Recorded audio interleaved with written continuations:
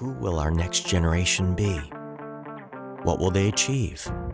At Proctor Public Schools, we see great things in the future as we create an environment to educate, engage, and inspire our students to seek adventure, gain knowledge, and make a difference. What do we see in the next generation? We see greatness. Proctor Public Schools. Don't just plan to graduate. Graduate with a plan. I'll call to order the regular school board meeting of August 9th, 2021. We'll begin with the Pledge of Allegiance. The flag is behind here.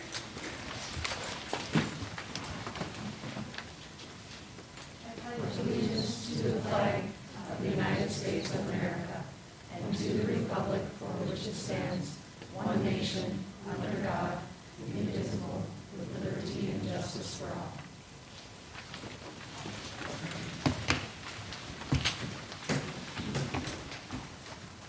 We'll start with roll call when you're ready, Lynn.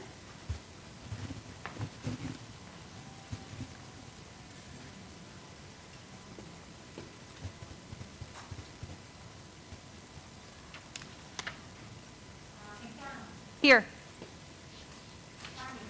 Here. Here. Here. Here.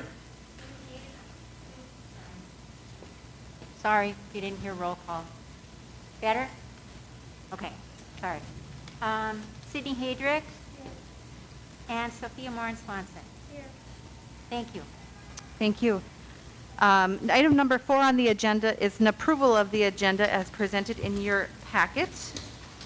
There are no additions or omissions. So moved by Amy. There's a motion by Amy. Is there a second? I'll second. Thank you, Lynn. Does anyone have any questions regarding the agenda? Hearing none, all those in favor say aye. Aye. Aye. Aye. Those opposed? That motion carries. Item number 5 on the agenda is an approval of the minutes of the regular school board meeting of July 12th, 2021. We are looking for a motion. Yeah, I'll give a motion. Thank you, Jim. Is there a second on that? Second by Amy. Thank you, Amy. Does anyone have any questions regarding the minutes received in your packet? Hearing none, all those in favor say aye. Aye. Those opposed? That motion passes. Moving on to the finance report. We'll be looking for a motion to approve the finance report, which includes approving the payment of bills dated July 21st, 2021 in the amount of $578,049, covering checks 110286 through 110394, and also approving the payment of bills dated August 9th, 2021 in the amount of $235.31, covering checks 110395 through 110478. And to void the following check, check number 110127, issued to Leah Moore, it was issued in error. Is there a motion to approve the finance report? I'll make that motion. Farmeter? Thank you very much, Kim. Is there a second? I'll second that. Thank you, Joe. Does anyone have any questions tonight regarding the finance report? All right. Hearing none, all those in favor say aye. Aye. Aye. And those opposed? That motion passes. Could I just make one comment, because we're math board members, if you could say your name after you either make a motion or second something so I can hear you better. Thank you. Thank you. We'll move on to commendations and congratulations. The board would like to congratulate Maddie Walsh on being named the 2021 Duluth News Tribune Softball Player of the Year. And the board would also like to commend and congratulate Sarah Clevey, Proctor Pathways, for completing the 2021 Leadership Duluth program. All right. Are there any other commendations and congratulations that we ought to take care of tonight at all? I Or would make mention of? just like to commend Anthony Wood tonight on the activity and athletics there. I heard a lot of good feedback. It was really great. I agree. We'll Did a make sure great we job. we'll make sure we put that on the agenda for official approval. But thank you in advance to Anthony for coordinating a very nice event tonight. Thanks, Amy. We'll move on to public participation. I have one. Congratulations, Proctor Junior Legion baseball team made it to state, placed 6th place.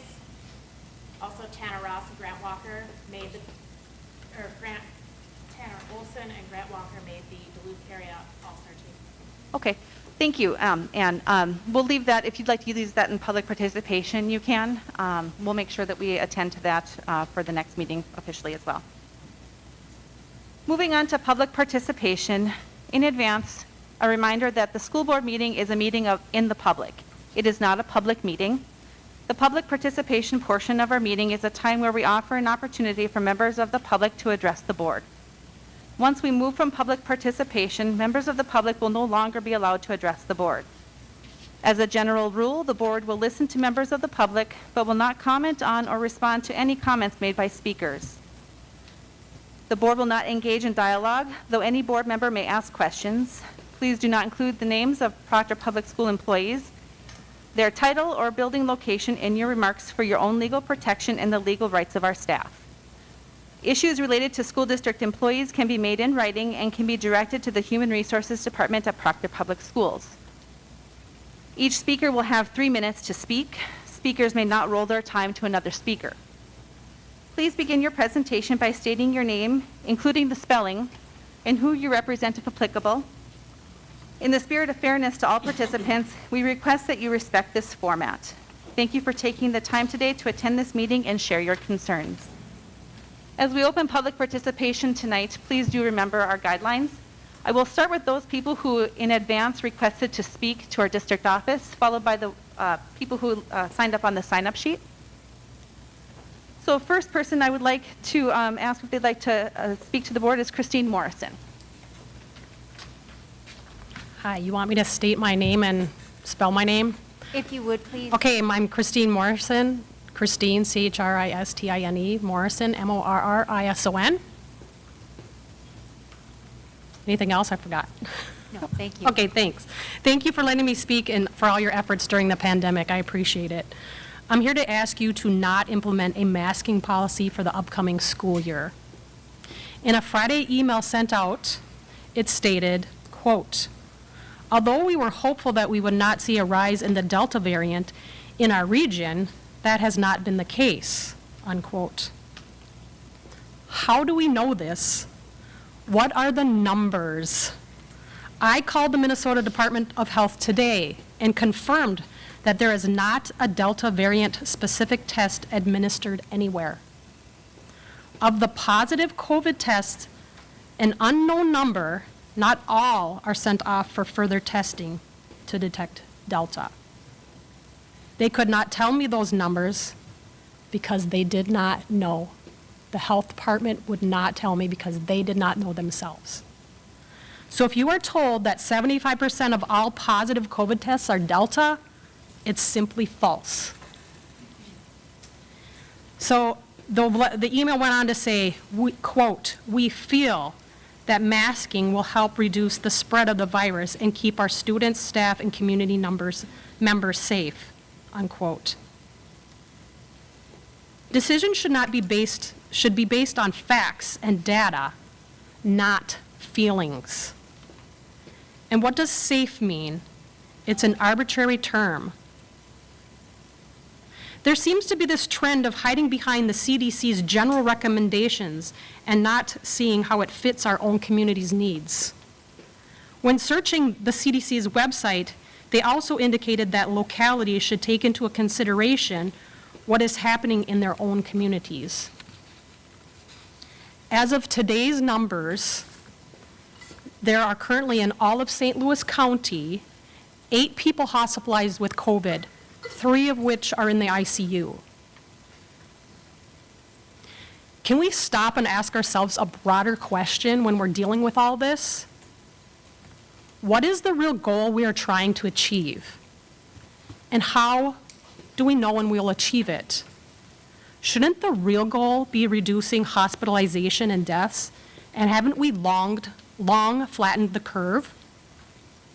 Why is the CDC relentlessly encouraging us to focus primarily on positive cases, even though those cases aren't resulting in deaths or even hospitalizations?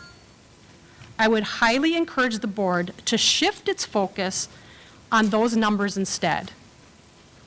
Develop your own plan and specify what the hospitalized case numbers need to be at before considering a policy change. Please consider, lastly now, please consider the detrimental physical and psychological impact mask wearing and social distancing are having on our students. Thank you for your time. Thank you. Next, Stephanie Peterson. Steph, are you here? Okay. Ashley Dunbar.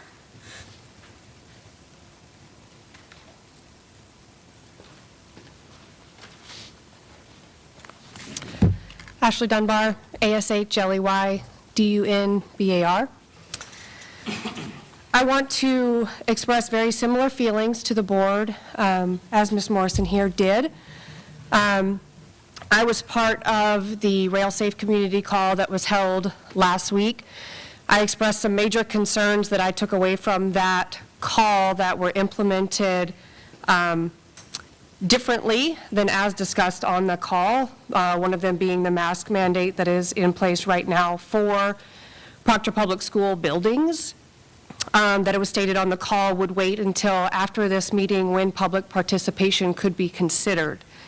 That was changed the day after that, and now we have the recommendation, or I believe the mandate at this point, to wear a mask in Proctor Public School buildings. But as Ms. Morrison stated, really where are the thresholds that we will be considering not moving forward with mask mandates and not looking at putting our children through another year of wearing masks in person.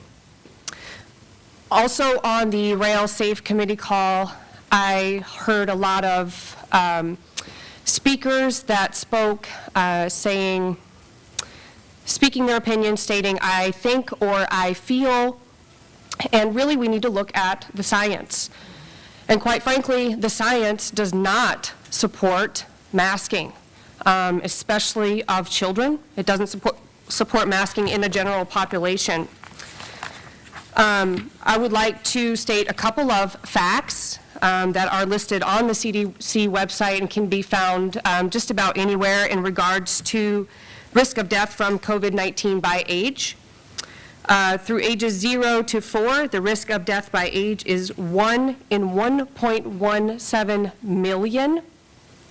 The risk of death from COVID-19 by age of 5 to 14, 1 in 3.57 million. 15 to 24, 1 in 218,000. These are the ages of the children that we are looking to mask. And really, the science does not support there being a risk to our children at all. For ages 0 to 19, the infection fatality rate, to look at it another way, is 0.00003%. The survival rate, 99.9997%. The fact that we are all still so afraid of contracting this disease does not support the fact that we don't have bodies lying in the streets or even in our hospitals for that matter. Our children are not going to die even if they do happen to contract COVID-19, which I'll restate is very rare. Ms. Dunbar, if you'll wrap it up in 3 minutes. Okay. I will be providing the school board with a list of over 90 peer-reviewed articles and studies that support everything that I've claimed here today, and that masking in children or even the general population is unwarranted and actually unethical at this point. So you can all expect to see that in your emails. I hope that you will really consider looking at this part of the science, because there are many studies, over 70 peer-reviewed random controlled trials, which are the gold standard in science, that show masks do not work, that show masking, even furthermore for our children, is wildly ineffective. And I want to ask the board, are we considering the questions of the long-term ramifications of what this could do to our children? Not just the short term. But what could Ms. Dunbar, if you let somebody else speak, then you have to. I sure will. What could these policies do to our children, not only in the short term, but in the long term? These are questions that need to be considered and should be answered for your public. Thank you. Sherm Carlson, would you like to address the board? Thank you. Sherm Carlson, the president of READ, Proctor Educational Association, associated with the school district, ending 20 years ago. First of all, I want to thank the board, the school district staff for supporting our foundation, and hopefully you might recognize the fact that we do a lot of things in return.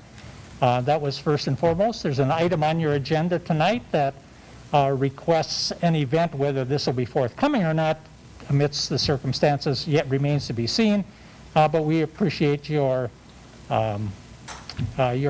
consideration of that, and hopefully that will be passed. I was also going to say, just wanted to compliment the board on a year of tough times, and having been in your spot here in similar circumstances, you're to be congratulated that you take the flak and you try to make the best decisions possible. Oh man, here you go again. Jeez, here you go again. I just don't get it. One thing though, as you make an ultimate determination, I would encourage you to not make this your answer, to let the individual parents decide as far as a district policy. I was in the superintendency's capacity in the first 6 months, and one of the first things that came up was there was going to be a cold day, and I deferred to my more seasoned and experienced superintendents as to how to handle whether students should be coming to school or not. And it was right on the edge. But at that point, it was decided that let the parent decide. Now, having said that, there's always a parental right in a certain circumstance, but we as superintendent at that point gave up. We waffled, and it was a decision for us to make, and we didn't do it.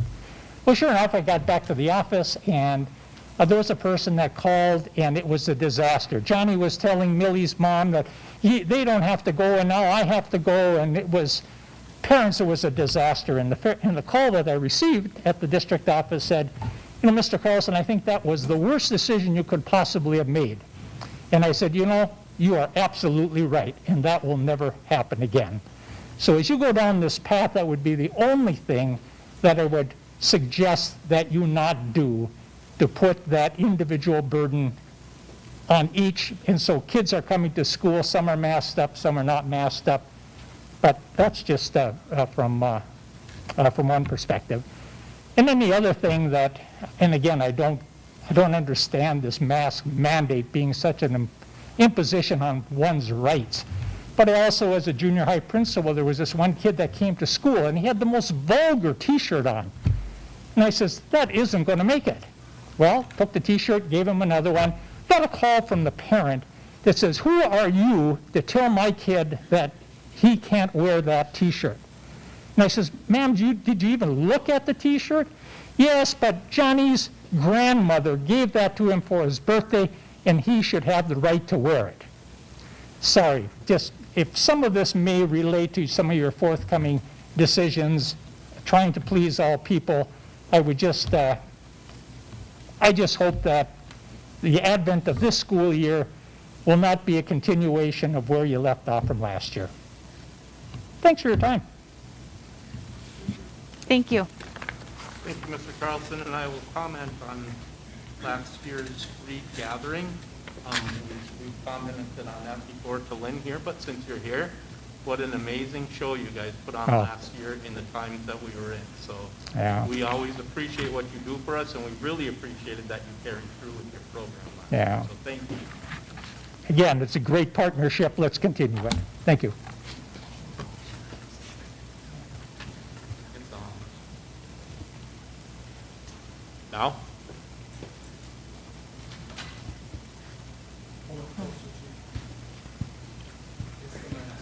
Now? Thank you. It's the first time ever that somebody said they couldn't hear me. All right. We'll move on. Alicia Reed.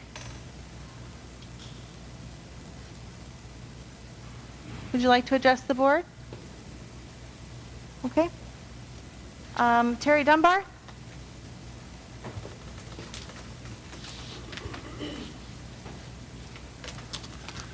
My name is Terry Dunbar, Terrydunbar. All right, so for me, this is a really personal issue. I guess the question that I would ask this board, although you probably won't answer it, we're only commenting here, is what do you intend to do about the families that are fleeing this school district? And these are kids that I went to school with here.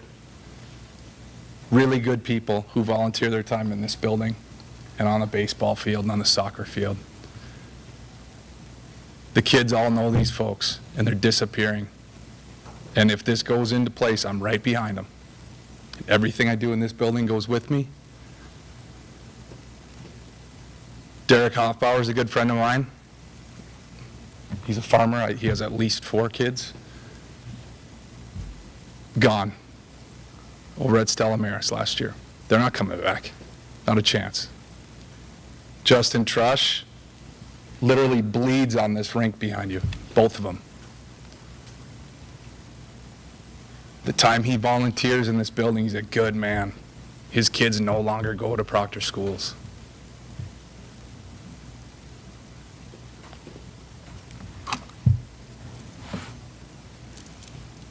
I went to Pike Lake with Justin. I played with Derek in high school. Very personal friends.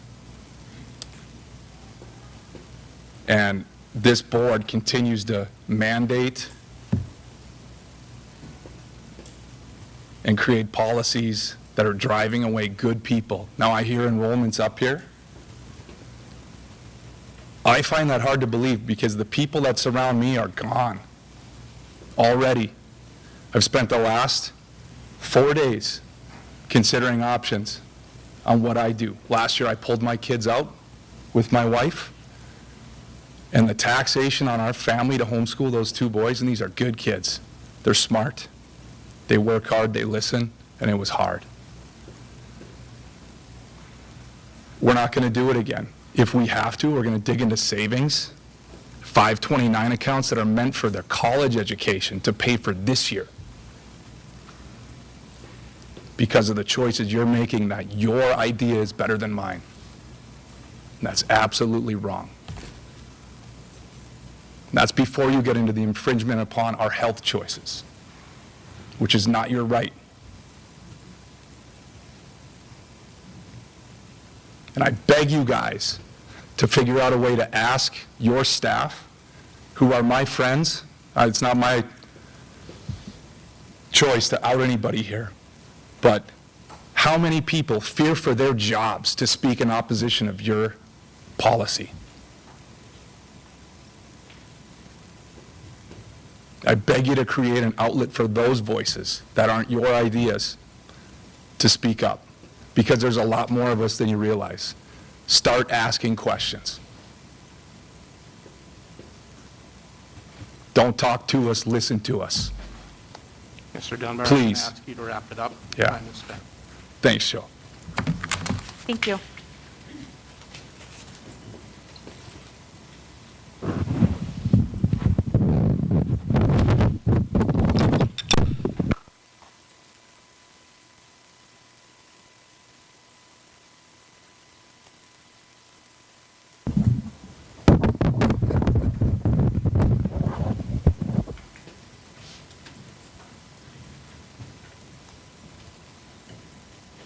You good, Ted? Thanks.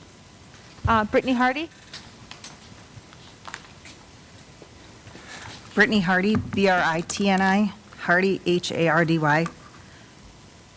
I guess I don't have anything earth-shattering that hasn't already been said, but I'm going to piggyback on almost everybody and ask that the board strongly consider not implementing a mask mandate.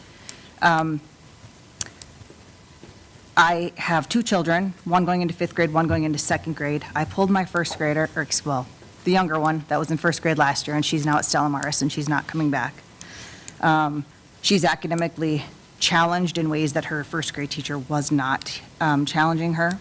My 5th grader also got into Stella Maris, but has begged me to stay because of his friends and the great families in his grade. And I get that, because half of growing up is having good friends outside of just the education. So after a long consideration, my husband and I decided to leave him in the hopes that the Proctor district would get it together, in my opinion.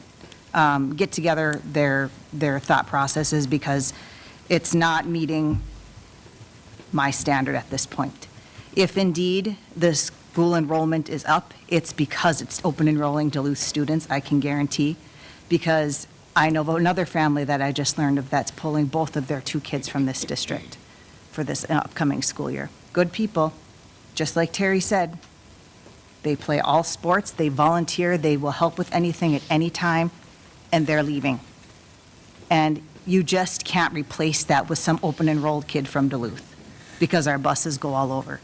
So the open enrollment is probably what's helping float this boat, but if you actually look at residents and people in the district, you've lost a lot. And I don't want to lose that, because I think it's a great school, great families. But I know there are several families just in my grade that are strongly looking at pulling their kids. Problem is, no one will open enroll in here, around here, because nobody wants to pick up Proctor's problems. And that's quite frankly what I believe it is, Proctor's problems. Every district around here has been way more strong, except Duluth. But I mean, I realize we follow everything Duluth does immediately. But I'm not happy. I really hope there's reconsideration on the mask mandate. I really hope there's reconsideration on just bringing Proctor back to what it used to be, because that's the reason I moved here. I'm from South Dakota. I had no idea about any town, any sport, anything like that. I picked Proctor because I looked at the school. And that's how I ended up here. That's all I have to say. Thank you. Rachel Snyder? Hi, RACHAELSNYDER. What else was I supposed to say to you? That was it? Perfect. Sounds good. All right, I know you can't talk back, but looking at each and every single one of you board members, you have to speak louder because you can't hear each other. You're all fidgeting with your masks. How do you expect my 7-year-old in a classroom with windows and stuff in between them to be able to talk back and forth? How do you expect them to see their teacher talk? How do you expect my son, who has a speech impediment, to be able to understand and see how his teacher is speaking when he can't? This past year, he has regressed so bad to a 4-year-old level. So what do you want me to tell him when he can't talk? He has hypotonia. It's called an autoimmune disease that if you don't use it, you lose it. In Proctor, he has lost everything this past year. That's because of your choices, every single one of your choices. You tell me to take him to speech therapy. Great. I'm a single mom. I work full time. How am I supposed to have a job? I could be unemployed, get the $300 a week from everybody. That might be great, but I still have to have my kids. I still have to work. I have worked through COVID. I've worked my ass off. I've taught my kids life valuable lessons, but yet I'm told that he has to wear a mask. He's lost his speech, and yet he goes to speech therapy 4 times a week now with a mask on. How is that supposed to work out for my child? And now you want to do it again to him?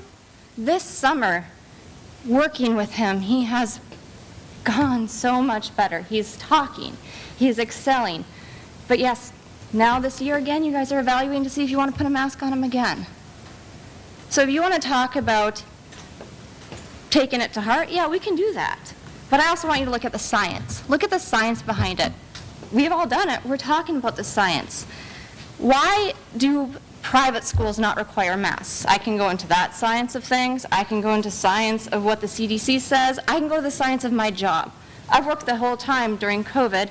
I didn't have to wear a mask a lot of the time. When I did, I did. But little kids don't need to wear masks. They shouldn't have to be required to wear masks. I haven't worn a mask with my kids. They don't need to around other people. Think about that. Think about what you're doing to our children. If you want to have a heart in it, you can. Yeah, I totally agree with the guy about the t-shirt. We all have examples and stipulations. In our job, we can't wear certain shirts too as well. But you are now impeding on some of the rights of what we have and what we deserve. Vaccinations, if you want to be vaccinated or not. My son has an autoimmune disease. He is fully vaccinated with what is required of him, but he is an unvaccinated child because he does not create antibodies. That is my choice as a parent to send him to school.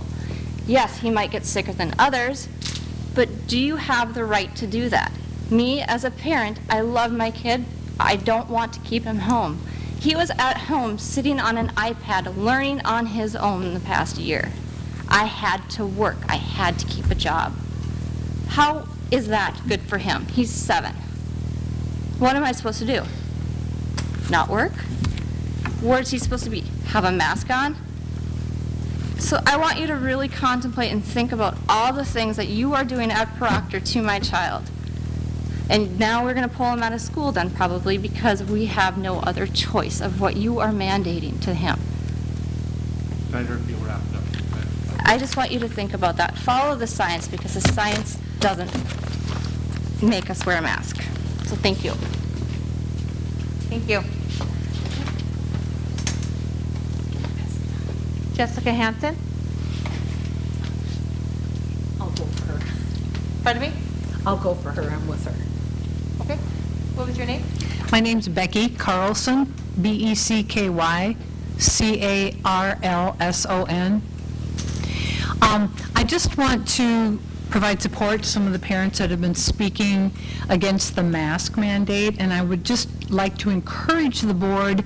Everybody keeps saying follow the science. Well, we really need to look at the actual data. I've yet to see any data that says these masks work. And the one person that I would refer back to is Dr. Michael Osterholm. Probably everybody in the state of Minnesota has heard of him, a very well-known state epidemiologist, or however you say it. He had an interview just the other day that said all of the masks that we're wearing, all the homemade masks, the paper masks, the you name it, they really serve no purpose. They don't make a difference. And some of them are doing more harm than good, and people not being able to breathe. I've heard people talk about their kids not being able to communicate. I have a hard time. I have hardly heard a word you guys have said behind your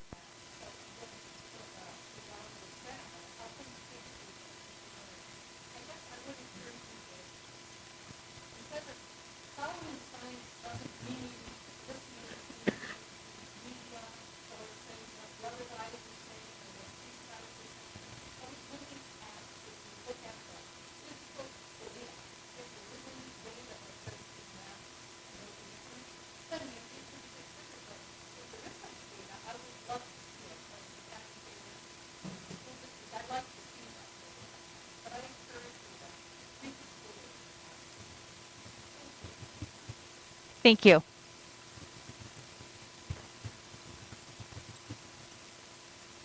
Beth Weimers, is it? Women, okay, sorry. It's the Ann, sorry. My apologies. Thank you.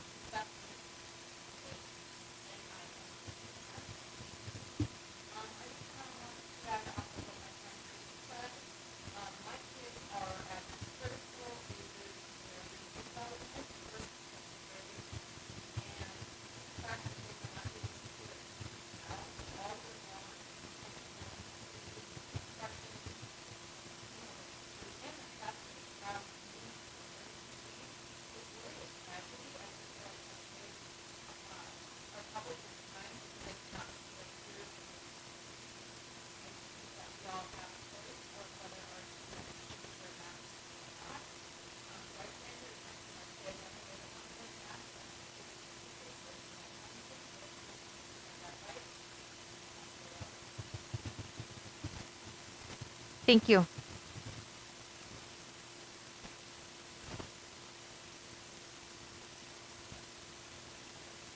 Yep, I just got a message on that. Sorry.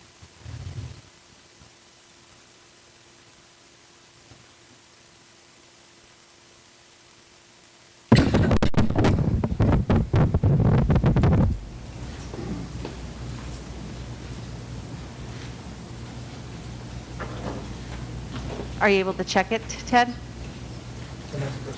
Okay, sounds good. Dave Riles.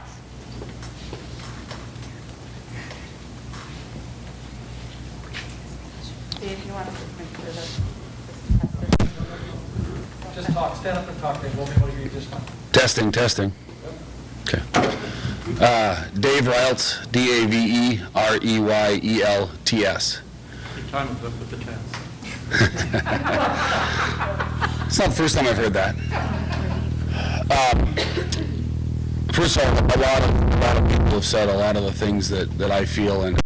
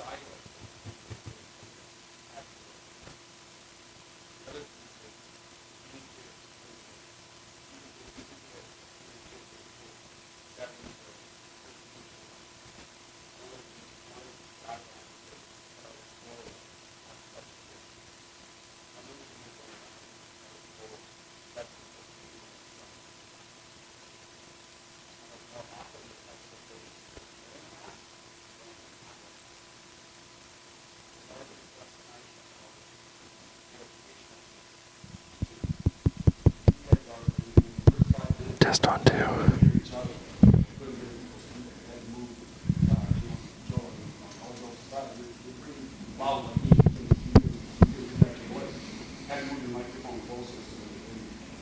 We don't even have 30 people that's in this classroom.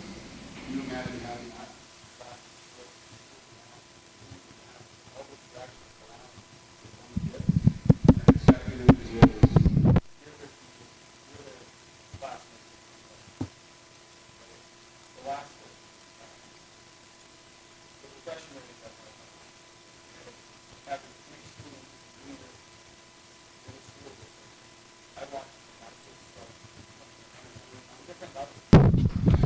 On different levels, okay? My oldest really struggled with it.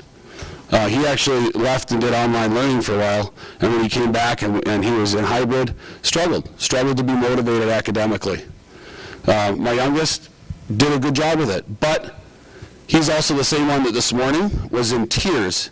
He didn't want to go to hockey camp this morning because he knew that he had to wear a mask in the building, because he doesn't like wearing a mask, because it's uncomfortable, because he has anxiety wearing that mask. Mr. Riles, will you wrap it up? Yes. In closing, back to what I said at the beginning, and I'm going to just quickly talk about, we're at the Junior Legion State Tournament this weekend. Our host was the Montevideo principal. I also met their superintendent. Their policies are, if it's a recommendation, it's a personal choice. If it's a state or federal mandate, then we will mandate in our schools. My request to you is to reconsider and think about that. If it's not a mandate from the state or the federal government, it should not be a mandate on us. And that's what I ask you to look at and reconsider, and also think about how it affects and impacts each of our children in the educational realm. Thank you. Thank you, Dave. Yep. I don't know what to do with this. You want me to take it with me? No.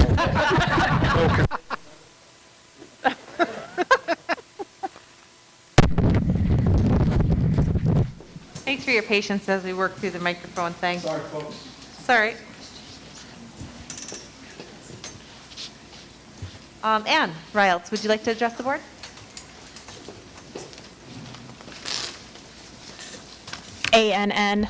ANNREYELTS.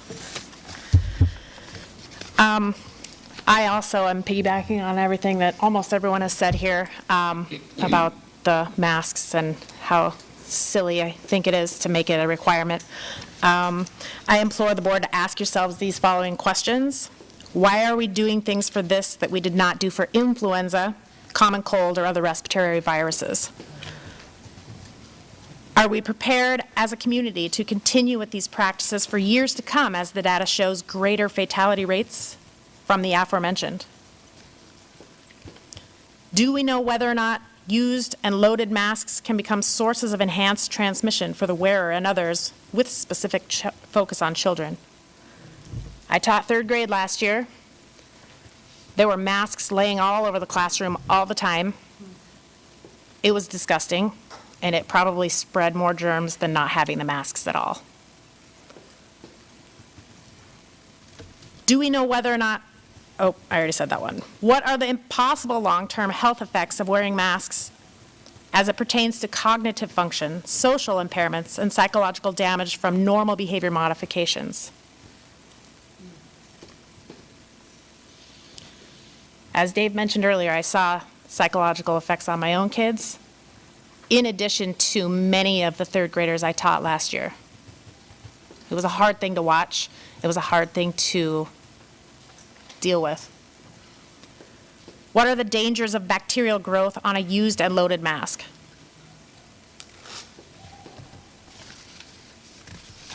That is it. Thanks, Ann. Ann, if I could ask you to give me the information that you did before about I didn't get the baseball team thing when you mentioned it earlier. Yes, thank you. You were About them going to going to state? mention the boys going to state, and I didn't get it before, so could you repeat it, please?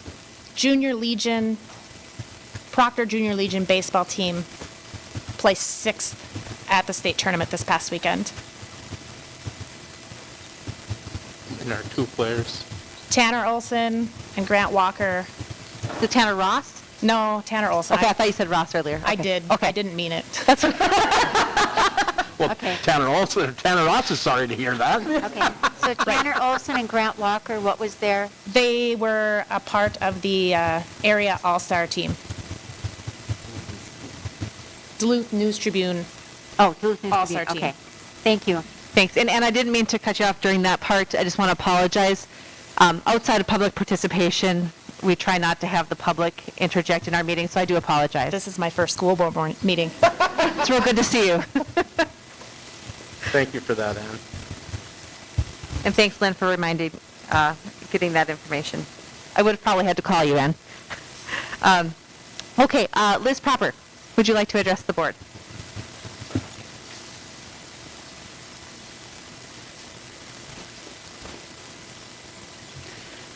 Liz Proper, LIZPROEPPER. I'm the president of Education Minnesota Teachers Unit, and I just want to commend the administration. We've continued to work together this summer. Since these issues have been popping up, I want to appreciate the board taking this time to listen to everybody before the school year starts and not make this decision quickly, because I know we have until the next meeting. So I do hope that we closely watch case rates in our area. We do listen to recommendations that come from the Minnesota Department of Health and MDE. I know that they're putting out new guidance every day. So thank you. Thank you for your hard work. Thank you for taking the time to listen to everybody. And I hope you enjoy your last few weeks of August. Thanks. You too. Thank you, Liz. Thanks, Liz.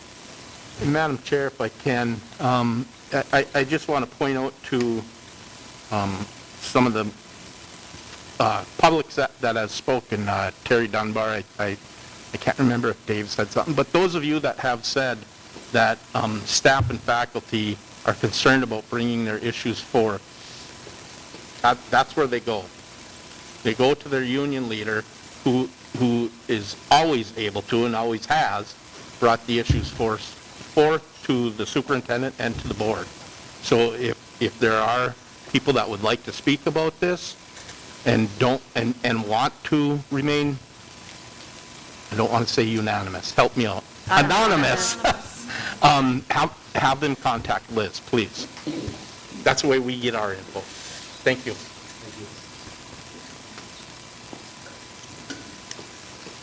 Thank you, Joe. Teresa Nyberg, would you like to address the board tonight?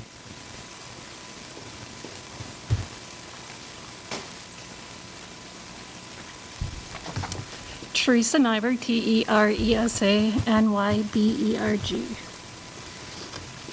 So, I'm a teacher, high school teacher, and last year with the students in mass, the halls were quiet. There's very little socializing in the halls, and it was really sad as a teacher. I used to try to say hi, like, hi, Sophia, to at least 20 people between classes. And I couldn't do that last year because I didn't recognize the kids. For one, it was almost a year since I've seen them. In high school, kids change a lot. A lot of kids decided that mullets were in or long hair or something. So I just didn't recognize any kids. They hid behind masks, hats, hoods, whatever they could. And I really kind of miss school being the social place for kids that I'm used to and everyone in this room is used to. The next thing I want to talk about is just the distance learning. I really hope that this is not an option. And I say it kind of with a heavy heart. I said it's a lot of work for everyone, for parents, for students, for teachers, for everyone in the community. Being in the classroom is the best way for most students to learn. Some students really did thrive with the distance learning, but there were so many that struggled. And our big thing as teachers, we're engage, engage, engage. You can't engage somebody that's not in front of you. I shouldn't say you can't. It's very difficult to engage people that are not in front of you. So I'm just hoping that for this year that we can have students in the classroom. I would love them to be without masks or have be a parent choice or a student choice so that we can engage with one another in the hallways, in the classrooms, in the school. That's all. Thank you.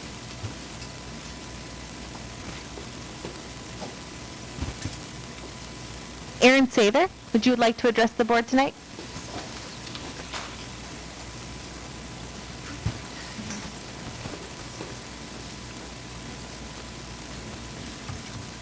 Erin Sather, E-R-I-N-S-A-T-H-E-R. I want to start with saying this is my nightmare. I hate talking in front of anyone, but I really just felt like I needed to say a few things. I just wanted to say, trust the science. I know a lot of people have talked about science, but if you're really going to trust the science, I would just encourage you to talk to your healthcare professional and see what their opinions are on it, because they have done their research, they have gone to school, and they know what they're talking about. So I just encourage you to trust that. Every healthcare professional I've talked to has encouraged masking and immunizations. Percentage of pediatric deaths in COVID are low. They're very rare, but over 500 kids have died from COVID, and it's only been going on for, a little over a year. How long has it been? Compared to influenza, we've had 1 death this year. So I just want to say it's not nothing.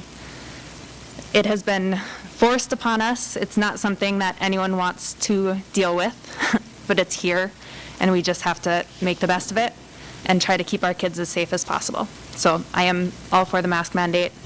I know it's challenging. It's not something I want, but it is something I feel that we need for public health. That's it. Thank you. Michelle Tabert or Tabert? No, thank you. Okay. Just going back over my list just to make sure that the people who had signed up before, is Stephanie Peterson present and desiring to address the board? And then Alicia Reed, if that person, Alicia, are you here? Yeah. No, thank you. Okay, thank you. I just want to make sure that you were attended to because you had signed up for an opportunity to speak. And finally, we're done with the completed list. Is there anyone else that hasn't spoken already that would like to address the board tonight? Okay, go ahead and address the podium. I'm Stacy Dunbar, STACEYDUNBAR. A lot of what I wanted to talk about has already been said, so I won't go beat a dead horse again. But I do want to say that I am disappointed. Whatever happened to the right to choose what's best for myself and my family, I feel like we've lost that freedom. I respect everybody's opinions and what they choose to do is for themselves and for their children, and I ask that respect in return. It should be the parent's choice to send their kids to school with a mask or not. It is only my responsibility, my children's responsibility for their own health. I'm very surprised that we don't see any studies out there or things being broadcast on the news that what about eating healthy, exercising, vitamin D, getting your supplements in, because they don't make money off of that, you being healthy. So I won't go into that, but that is what we preach in our house. I also wanted to touch briefly on the other non-health or psychological factors of these kids being forced to wear masks. Studies show that increase in trouble concentrating, less happy individuals, reluctance to go to school, and all of these have been growing studies since the pandemic started. I actually asked my 9-year-olds, who will be 4th graders at Bayview this year, if we choose to leave them in school. We never thought that we would ever be considering homeschooling our children. But that is a serious thought right now, or looking at private school as well, as my brother-in-law has said, dipping into savings to make it happen. I asked them unbiasedly today in the car, I said, I want to ask you a question, and you can tell me whatever you want, and there's no right or wrong answer. I said, how would you feel about wearing masks to school again this year? Their responses were the same, but with slightly different reasons. Both said they don't want to go to school if they have to wear a mask. Even despite all their kids and friends being there, they do not want to go to school. One said, my oldest but littlest one said, it's hard for him to breathe. He can't hear it very well because of the muffling and the masks. The other one said, quote, it sucked and it was torture. Again, he's 9. Because he could barely breathe. He had to pull it down a lot so the teacher could hear him. So there you, again, another example of 9-year-olds touching the mask, bringing more germs to their face.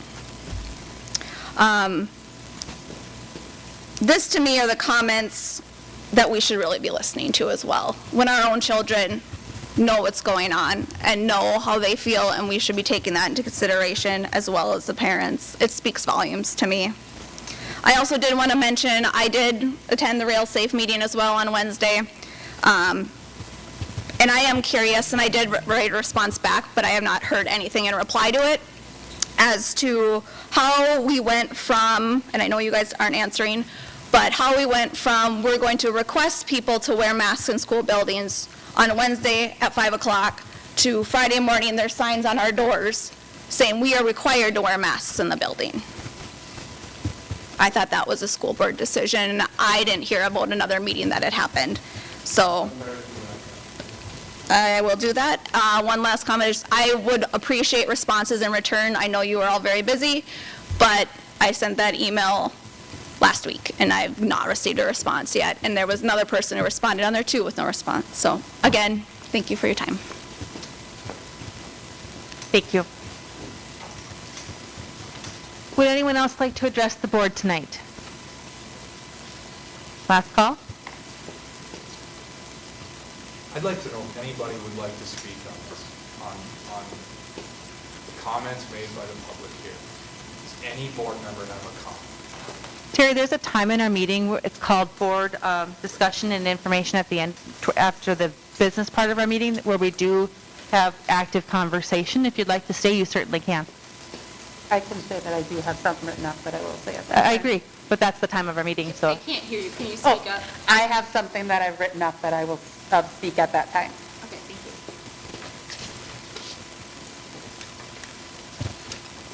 I have one comment for Stacy. Stacy, I did not receive that email that you're mentioning, so if you would be so kind as to forward it to me again. It was Yeah. to the people on the real estate meeting. Oh, I'm sorry. Okay, Yep, I misunderstood. I'm sorry, I should have been more clear. Yep, Okay. It was in response to what was discussed at the real estate meeting, but I can certainly forward you. Okay. I mean, that as well. Thank you. Thank you. All right, so we'll close public participation, move on with the business portion of our meeting. After a few things, then we do have school board comments and observations. Okay. Moving on to the consent agenda again, or then, looking for a motion to approve the consent agenda as presented in your electronic packet. I'll move, Joe. Motion by Joe, is there a second? Second by Amy. Thank you, Amy. Does anyone have any questions regarding the consent agenda? Hearing none, all those in favor say aye. Aye. Aye. And those opposed? And that motion carries. Number 10 is items for individual action. Item number 10A, sets truth and taxation date as December 13th, 2021 at 7 p.m. prior to the start of the regular school board meeting. We are looking for a motion. I'll make that motion. Parmeter. Thank you very much. Is there a second? I'll second, only if Steve will put fireworks in it again. Understood. Thank you, Amy. Does anyone? Yeah. Hey, does anyone have any questions regarding this item? Hearing none, all those in favor say aye. Aye. And those opposed? And that motion carries. Item number 10B, adopt a resolution authorizing execution of agreement with the Minnesota Department of Public Safety and Independent School District 704 for traffic safety projects during the period October 1, 2021 through September 30th, 2022. Looking for a motion? So moved by Amy. Thank you, Amy. Is there a second? I can second that. This is a standard resolution that we do yearly. Does anyone have any questions regarding that at all? Okay. It's a resolution that requires a roll call whenever you're ready. You might have to copy and paste, eh? Yeah, okay. All right. Ward. Yes. Shelton. Pocranich. Yes. Parmeter. Yes. Peterson. Yes. I was confused myself. Parmeter. I said Parmeter already? yeah. Sorry. Pagornik. Yes. McDonald. Yes. Unanimously approved. Thank you. Thank you, Lynn. Item number 10C, approve the student handbook for Proctor High School for the 2021 through 22 school year. You got that electronically. Looking for a motion. So moved. Motion by Lynn, is there a second? Yeah, I'll second it, Pogornik. Sounds good. Got a speed over there. Does anyone have any questions? Tim's here. There are questions regarding the high school handbook. Nicely done. Thank you. I liked your little, you had a little bit in there about COVID that I thought was good, and I like the format a lot. See all the nagging work, Lynn. So, thank you again. With a motion and a second, all those in favor say aye. Aye. And those opposed? And that motion carries. Item number 10D then is the approval of, a motion to approve the student handbook for Jedlicka Middle School for the 2021 through 22 school year. We are looking for a motion. I'll make that motion. Parmeter? Thank you very much. Is there a second? Second by Amy. Thank you. Does anyone have any questions regarding the middle school handbook? All right, hearing none. All those in favor say aye. Aye. Aye. And those opposed? And that motion carries as well. Item number 10E, approve the student handbook for Bayview Elementary for the 2021 through 22 school year. Looking for a motion. So moved. There's a motion by Lynn. Is there a second? I'll second it, Podgornick. Thank you very much. Any questions for Ms. Moran? Otherwise, it's good stuff. Loved it. Thank you again. All those in favor say aye. Aye. Aye. And those opposed? And that motion carries as well. Item number 10F, approve the student handbook for Pike Lake Elementary School for the 2021 through 22 school year. So moved by Amy. Thank you very much. Amy, is there a second? I can second that. Questions at all before we approve? No? All right. Love it. Hearing none, all those in favor say aye. Aye. And those opposed? And that motion carries. Item number 10G, in accordance with Minnesota Statute 624.701, approve a request from Reed to allow alcohol to be served at the St. Luke's Arena and Event Center at the Reed Fall Banquet on October 28th. The liquor license will be issued to Blackwoods. The board approved a similar request in 2019 when Reed held the first venue here. What was that? Candlelight. The candlelight dinner, yes, after opening. So, looking for a motion. So moved by Amy. There's a motion by Amy. Is there a second? I'll second that. Parmeter? Thank you. Any questions? Love it. Hearing none. All those in favor say aye. Aye. Aye. And those opposed? And that motion carries. Oh, should I abstain? I should, thank you, you're right. No comment, I should abstain, Okay. because I'm on the read board. All right. Want to redo just for officialness? Or just change your motion to abstain? I just changed my, Perfect. status. Okay. Okay, item number 10H, accept a recommendation from the Local 66 Negotiation Committee to approve the Red Line Local 66 bargaining agreement for the 2021 through 2023 school years, reflecting a 75-cent increase in year one and a 2% lane increase for 8+ years of service in year two of the contract. This is pending approval by Local 66 membership. Looking for a motion? So moved. Thank you, Lynn. Is there a second? Second by Amy. Second, Amy. Does anyone have any questions regarding this at all? Just comments I will. Noted. Thank you. All right. All those in favor say aye. Aye. Aye. Aye. And those opposed? One abstention with Mr. Ward. Yes. Got it. Great. Item number 10I, accept a recommendation from the Admin Proctor Negotiation Committee to approve the Red Line Admin Proctor bargaining agreement for the 2021 through 2023 school years, reflecting a 2% increase in year one and a 2.75 increase in year two of the contract. This is pending approval by Admin Proctor membership. Looking for a motion? Thank you very much. Larry, is there a second? I'll second that. Okay. Does anyone have any questions regarding this? Just to let the board know that there will be a couple of changes in the table of contents, and also there are a couple of grammar errors that are going to be cleaned up. So just, you're approving the red line, but there might be some other, nothing to do with language. That's fine. Both parties agreed to that. And I'd also like to make the comment, and Ms. Proctor is here, the session of negotiating went really well. There was respect given on both sides of the table, except for John trying to freeze them out. But other than that, it was a good round of negotiations, and I want to thank admin for working with us. Freezing them out, meaning that John turned the air conditioning on really low. Accidentally. No, Randy fixed it. It works. We were testing. It was cold. Okay. So with a motion and a second, all those in favor say aye?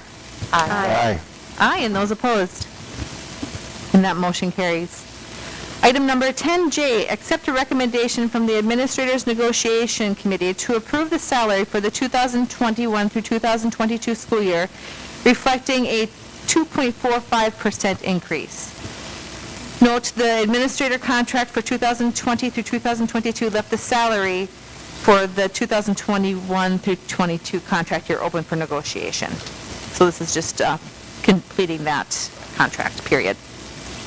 Looking for a motion. So moved by I heard Larry. Larry can have. All right, will you second? I'll second. All Larry right. can have it. All right. With a motion and a second, does anyone have any questions regarding this at all? No, again, I'll make a comment, though. I want to thank our administrators for working with our school district and our superintendent with coming up with the agreement in these times that are kind of turbulent for us. And then I'd also like to thank John for doing the entirety of the legwork on this. Very much appreciated.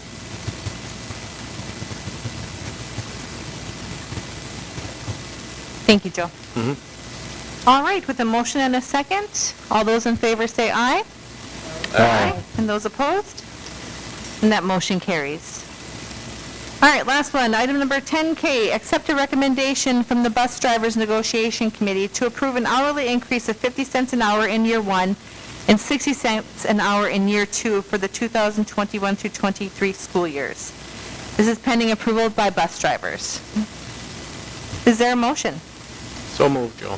Thank you, Joe. Is there a second? I'll second it. Parmeter? Thank you very much. Does anyone have any comments, questions, or otherwise? Should I talk about tier busing? Yep, so I think that's good. Just to make it known, when we were going through the negotiations, obviously not knowing if we're going to be going to be at two-tier busing next year, we did put a clause into the contract so that if we do go to a single tier, that we would reopen and discuss some things. So, but it was all agreed upon by parties because we were trying to negotiate on an unknown, you know, and it was just fair for both sides. Appreciate that. Thank you. Any other questions, comments, or otherwise? Hearing none, all those in favor say aye. Aye. And those opposed? And that motion carries. All right, items for discussion and information. Item number 8, superintendent update. John? Yes, good evening.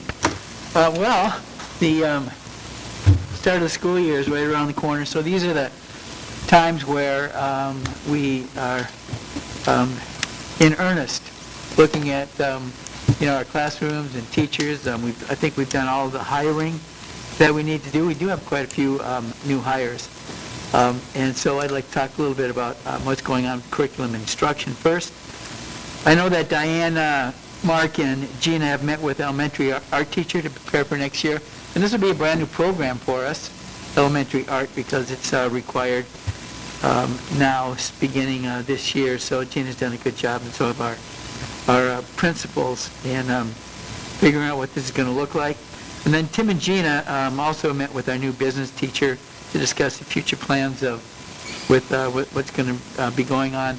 We have a lot of programs in place, like our teen closet and the K-12 scope and sequence of the business technology program. So we'll be looking at that as well.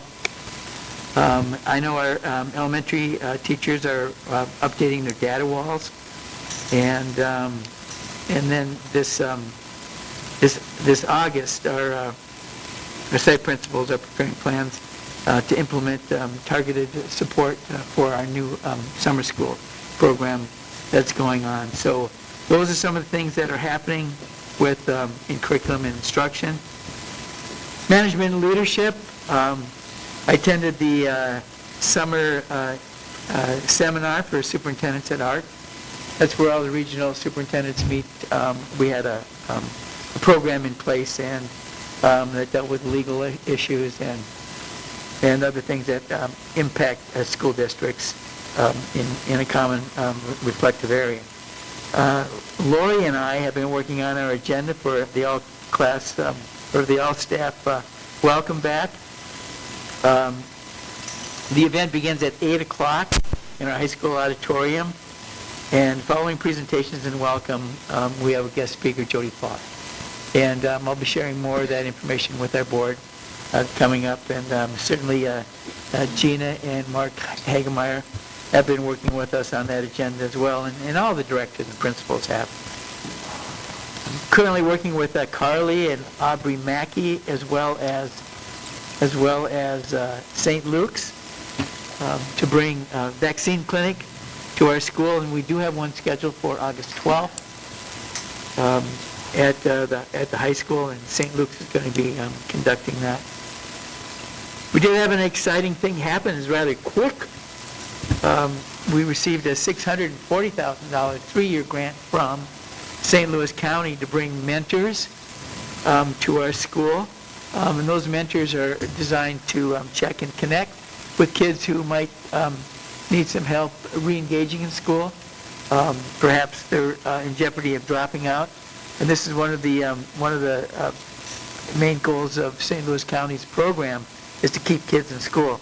So we'll hire 3 mentors, and then our district has been selected as the southern part of St. Louis County to hire and oversee the coordinator of those mentors. And so we're excited to have that in place. It's going to be a good thing for our kids. The district is also applying for an emergency connectivity grant, and we'll see where that goes. And Steve is driving that, so thank you, Steve, on behalf of the district, to bring some digital devices in the hands of our kids, and Wi-Fi hotspots in our buses, and Wi-Fi hotspots for kids who might still need them. Our principals and directors are also getting ready to send their welcome back letters, so our staff members will be receiving their letters this week, and then we plan on sending parent letters the week of August 16th, and then you'll get your schedules and some letters from your principals as well. We're reviewing Aptogee. It's a new, that's not new, but it's new to us, all-in-one web page mobile app company. We've been talking a lot about create once, publish everywhere. And this is going to do a much better job than we currently have in place, because we have a web page company, Educational Networks, and we have Blackboard that pushes out all the information that gets sent home to parents, that app that we have. So we're really seriously thinking about moving to a new platform, a new look to our web page, and a new app that'll be not just to redirect to our web page, but to really be a robust thing on your handheld device, your phone. And so I'm excited to roll that out. We're thinking about rolling that out in November. And then Robin and I are looking and have met with AFLAC. And AFLAC is our accident insurance company. It's a benefit that we provide to our employees and our staff and faculty. You have to pay for it, but nobody can buy what we can buy to protect our families and each other in case they have an accident. There's also a cancer rider that's available with AFLAC. So AFLAC again will be a part of our team. In facilities and transportation this summer, we will have replaced every one of our drinking fountains in all of our schools with fill stations instead of the germ-ridden fountains that everybody is used to. Our transportation department is also trading a number of older buses, and we're looking at purchasing two propane buses. They're 2017s. They're in really great shape, and we're excited for that. And then we're currently doing inventories for hand sanitizers, masks, and those things that we'll need to have on hand. And we've done some ordering on that as well. And congratulations to our construction class and Lowell Harnell and his whole team and Steve Anderson for the job they've done finalizing the construction of our house that we built right over here on just off Kirkus Street. That should be done and sold and all wrapped up by the end of August, huh, Steve? So it looks beautiful, by the way. And one thing, if any board member would like to go through that, and they give us some callers, we'll wire it to as soon as we see that, you can see what the results are. It's beautiful.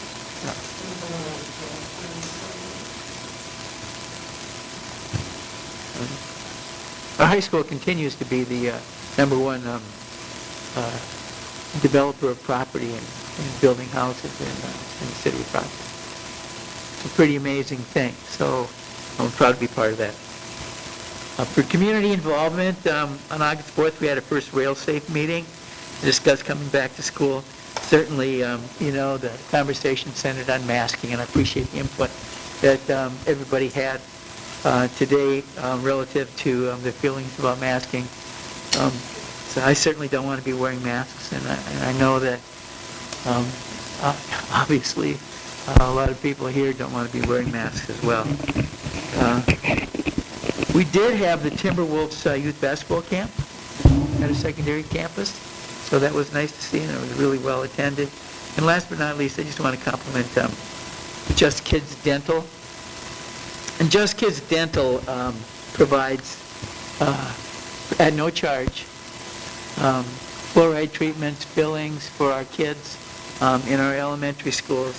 And they've been here for, I think 12 years. And I was on hand to watch and participate in Essentia Health providing $44,415 in a donation to support Just Kids Dental. So those are some of the things that are happening. Didn't mean to be so long-winded, but there you go. Any questions? Yeah.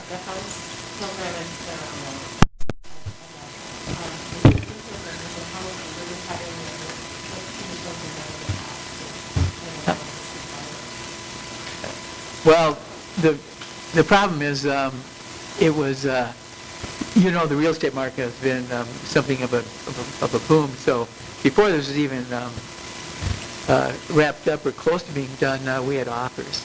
So it was pretty hard to, have a ribbon cutting and have people come into a house that someone's got some earnest money down on. But Steve can talk a little bit about what we've done in the past. In the past, we have done some open houses. Lowell and I talked about that very discussion this morning. I do not think we're going to do an open house prior to it being occupied. The new residents that are interested in open house, and I think it's good for that. What Lowell is going to do is he's going to take a video of the house, and I think all the board members will get a copy of that from him to at least get a walk through from Lowell. It's a pleasure to work with Lowell because I can just be proud and I can assure the buyer of the house that it's a quality built house, and he's a craftsman. He does just a beautiful job. So I would, so it doesn't appear at this point that we are going to do an open house, but I would, that could change. But right now, if you want to get through, just holler.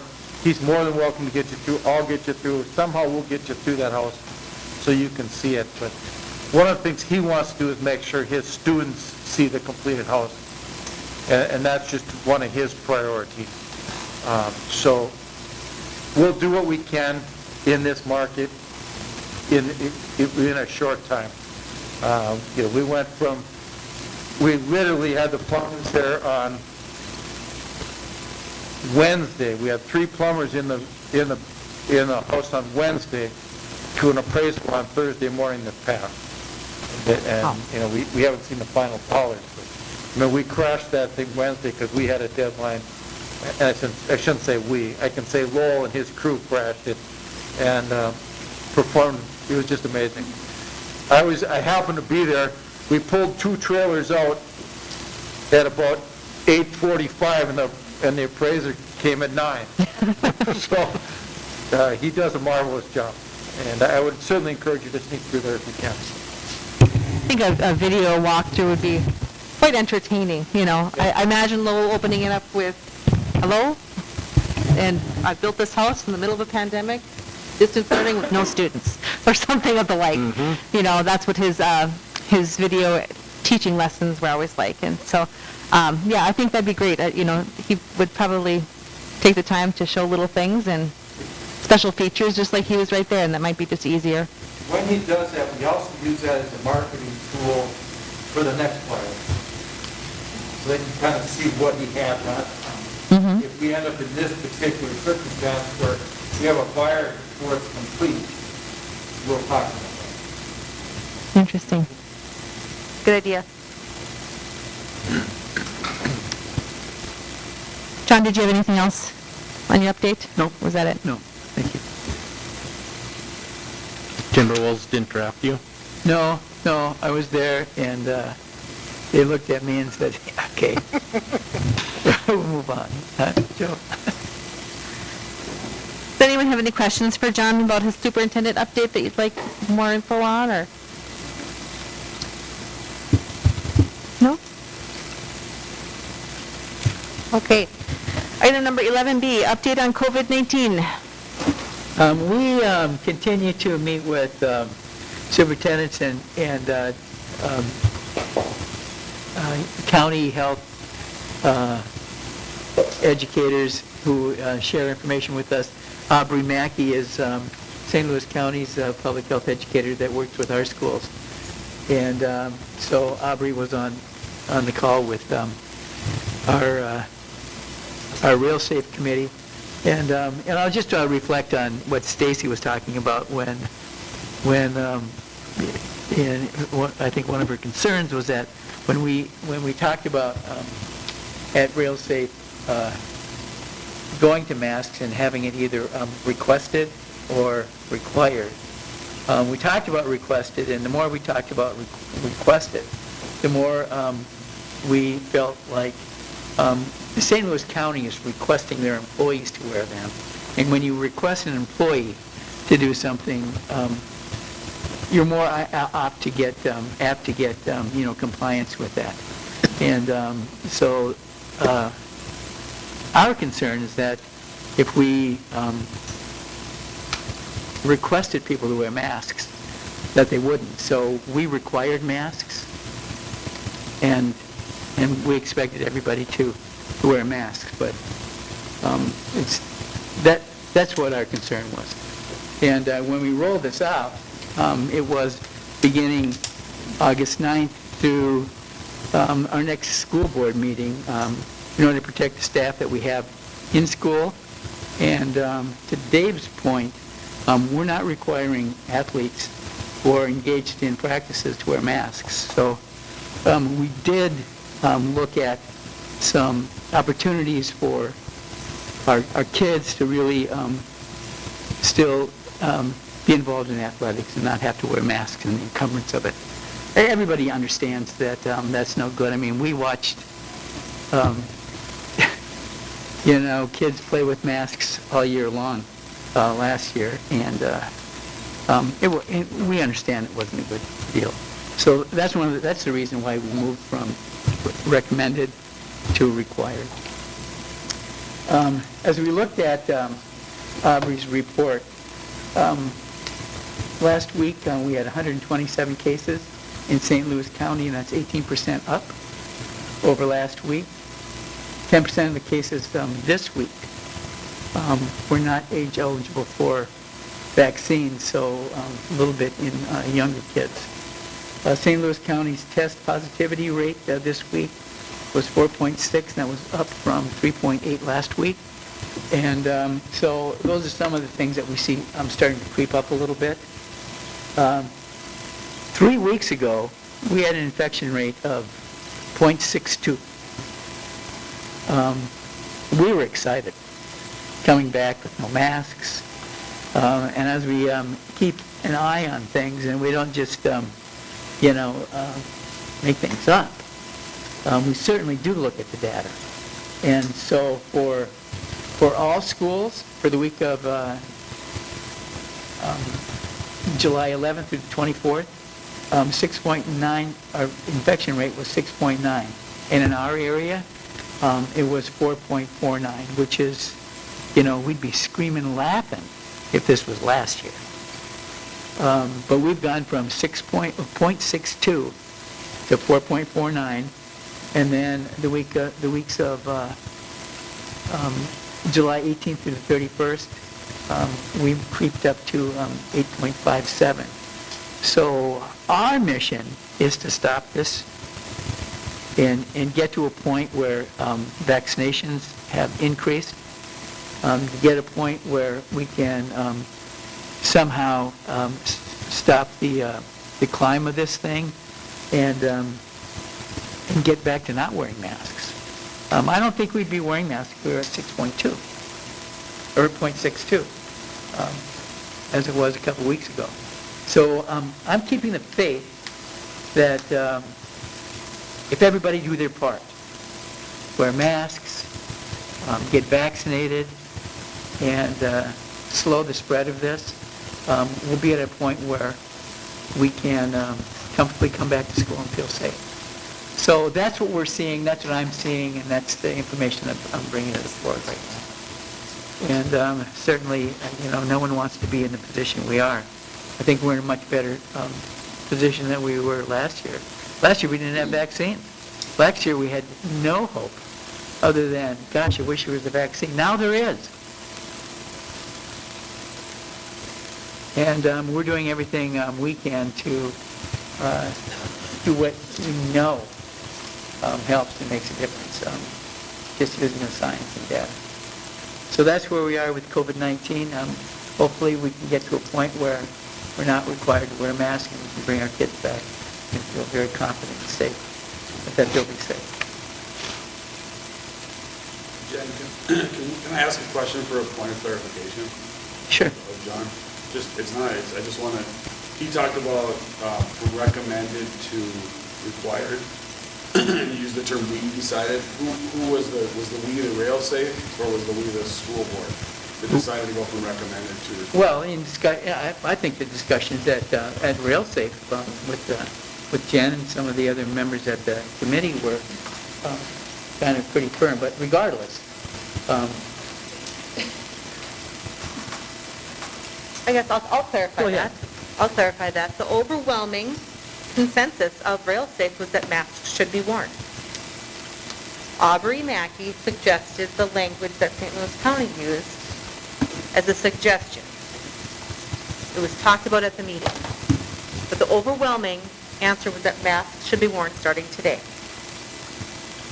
Because in this instance, and I'll just, is it okay if I just talk about this? We had the potential for 400 people to be in this building tonight. We gave that, if we didn't have this meeting tonight, like the activities meeting, we might not have made any decisions really. But we are bringing 400 people into a building where we're going to ask people to go into smaller locker rooms where we couldn't social distance necessarily, and we needed to provide another mitigation strategy to help so that we start school on time. That's our only goal, is to start school on time 5 days a week, in person. And that's what we need. And so that's where this conversation went with RailSafe, and that's where we went when we were finalizing the language on how we're going to do this. We wanted it clear. And so I talked to many people in RailSafe. Do you feel like we said masks should be worn? Absolutely. The only thing that was clearly in that meeting was that it was going to be decided after this meeting. But that's not for school. This is for today. Starting today for this building. For in this instance, for the athletics and activities meeting where we had 400 people gathering, the potential for that. And being able to just put a mitigation strategy in place to keep the spread from happening so that we don't have to quarantine kids and that we can start school on time. So to Dave's point, I guess I would ask, because I was a part of that meeting, I know these ladies were, and in the space between that meeting and this, to Dave's question, who greenlights that? Superintendent. It's a building decision. Thank you. Thank you. And if I could just make a point about advisory committees, be it our advisory committee, our financial committee, they're advisory only, so they provide a recommendation. Sure. Well, can I just, I wasn't at the meeting, what was, just to clarify, what was the recommendation that came out of that meeting from that committee in regards to masking? Masks should be worn. It was the word should be worn, so I think that's what the clarification is, masks should be worn, not masks are required. Not really. No, you're right, Erin.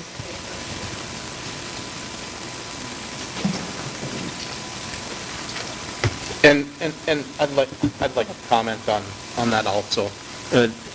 Lynn is right. It's advisory, it's a recommendation, and our administrators have the ability and the authority from the school board to make decisions on a daily basis. School board decisions are made at meetings, but in between meetings, we need to have people that can make decisions, take recommendations, advice, what have you, and make those decisions. So, that, in my opinion, is what happened. And I'm also curious as to, is the Rail Safe Committee talking about today, or are they talking about what it will look like for returning to school?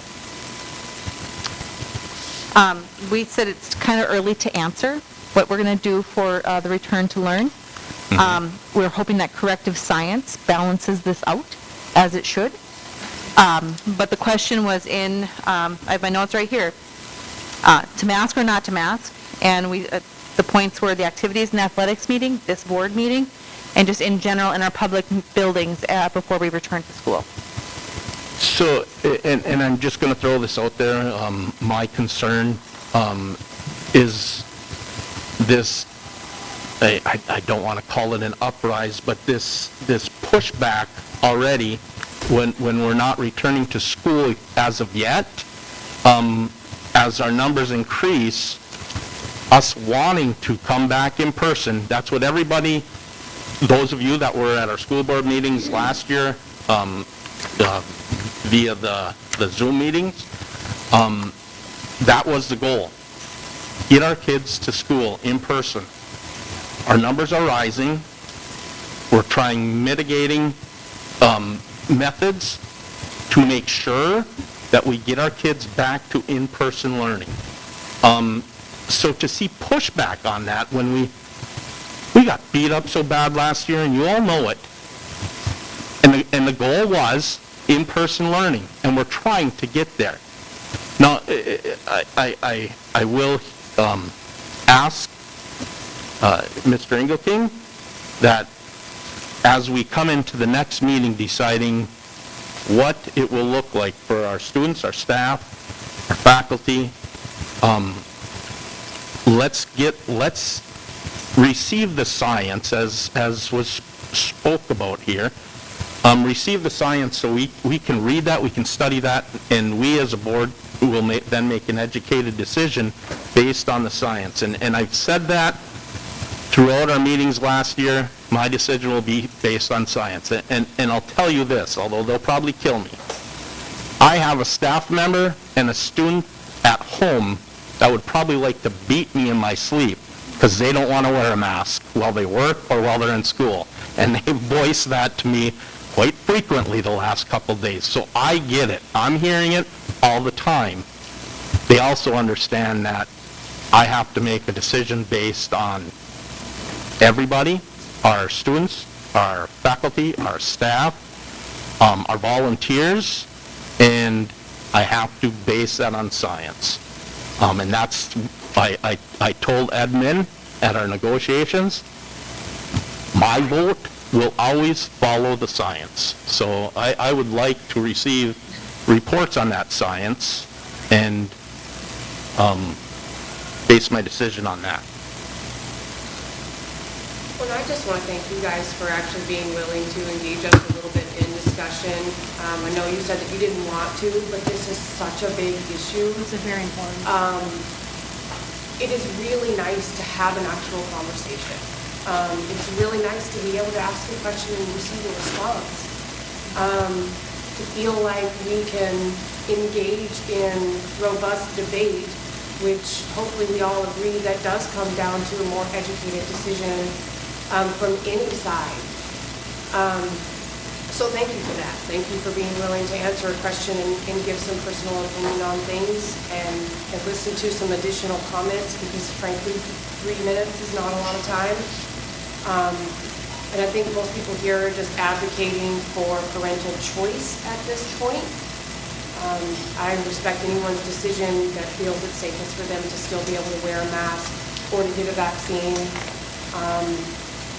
And, you know, there's science on both sides, to your point, Joe, that can go either way. And it's not just corrective science. These are studies that have existed for decades that don't just go away because there's a new 2020 study that may say something differently. There's science that, you know, proves both sides, and that at the very least should leave it in the parents' hands to make decisions. But thank you for engaging in the conversation. And thank you for that. And you're right.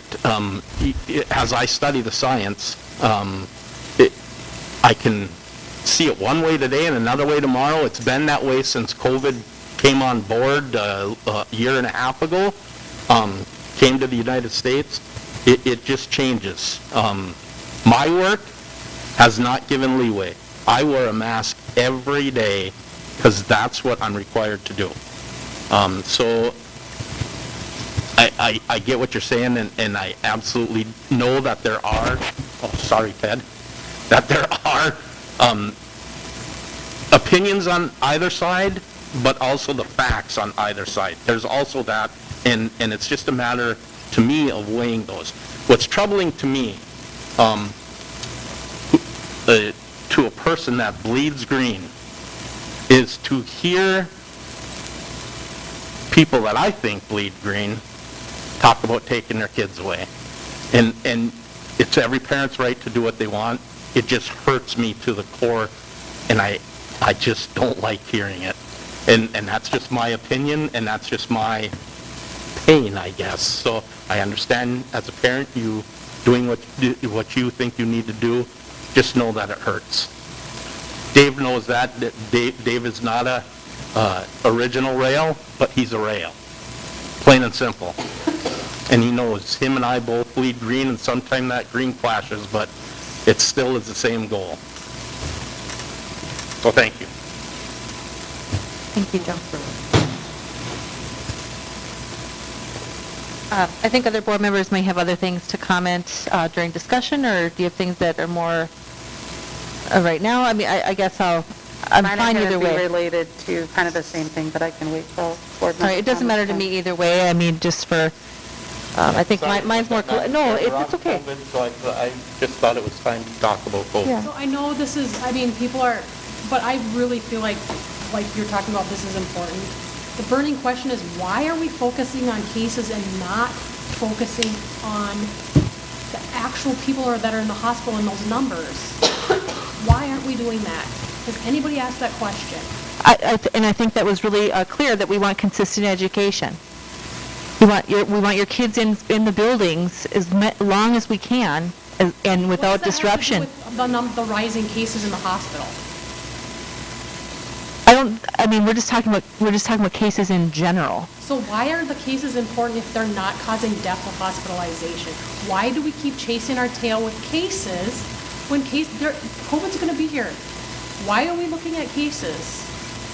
For exactly what I just said, Christine, is that we talked about consistent education. We want our children to have non-disrupted learning.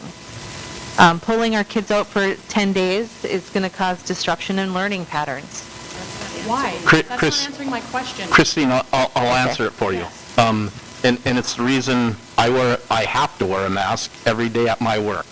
My employer is not going to be able to run a railroad if we start spreading COVID again.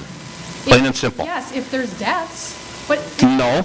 No deaths. Day-to-day running a railroad, day-to-day educating is day-to-day. And when you have employees that are sitting at home because they've contracted COVID, you can't educate. You can't run a railroad. You can't run your business. Right, 6 people. I don't know if people understand that, And I understand that. I think, and I'm trying to be respectful of your questions because what I'm hearing is that no one's answering our questions. I'm trying to really try to understand that. But again, you're right, Aaron. We're interacting across the table, and this is not the point. But I would like to try to answer your question. But it's becoming difficult. Well, Joe is right about the work. I mean, I work for St. Louis County, and we get tested twice a week. Gotta wear a mask all day. There is a few people there that don't want the vaccine. So then everybody has to do what they have to do to make sure everybody stays healthy enough so they have people that they can work. So that's a tough decision there. About the kids and stuff, in some areas, the numbers are low for the kids. It's good for the kids. In other areas, it's not too bad, you know. I mean, the numbers are numbers, but it's a situation where you have to think of everybody. The kids are important to us, and they're important to me. My kids went here, Proctor, this, I mean, but you have to care about everybody because there's a lot of people that don't want the vaccine. There's a lot of people that don't want to wear the mask. There's a lot of people that don't want to go and do the stuff, and that's their right. But you've got to worry about everybody. That's all I have. Had a comment, just for a point of clarification, if I understand correctly, Christina, you're advocating for a different metric. Yes. Right, okay. I just want to make that point of clarification. Thank you for that comment. The only comment I have to say is they only would give my children a COVID test. They refused to give them an influenza test when they were actually sick. So if you want to follow math and data, the flu's gone away. But even though they were sick, throwing up. So that sickness, that bye-bye flu, those are things I want you to think about. But I couldn't go to work and I had to quarantine. They didn't have COVID. So there's still things, there's viruses out there. Just let's get back to common sense. If you're sick, stay home. Healthy people don't need to wear a mask. I'm sorry, I'm just... All right, I'm going to try to kind of take the meeting back so we can get through some of the items on our agenda. We have not gotten to board discussion overall yet, unless there's something else that we need to attend to right now, do you think, Lynn? Do you have anything you want to say right now, or can we shuffle it all at the end? We can shuffle at the end. I do Okay. have some things to say. Yeah, I know we all have something else, but I just feel like, all right, let's move on from the COVID-19 update from John to the superintendent enrollment update. Yeah, we have the enrollment student funding. Right now, our enrollment is Junior 1. The enrollment season is elementary. So Baby Elementary is our enrollment 2. Middle school is 47. High school is 68. So it's pretty consistent, our, my website's waiting for our district is 150 students in each class. And elementary is pretty close to that, for the middle school. We have 2 classes in high school that are a little bit low, but 11 through 12. Traditionally, those are a little bit low. So 11 through right now is 5.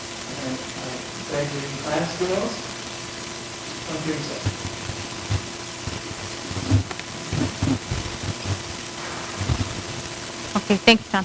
Any questions? Okay, orientations and open houses.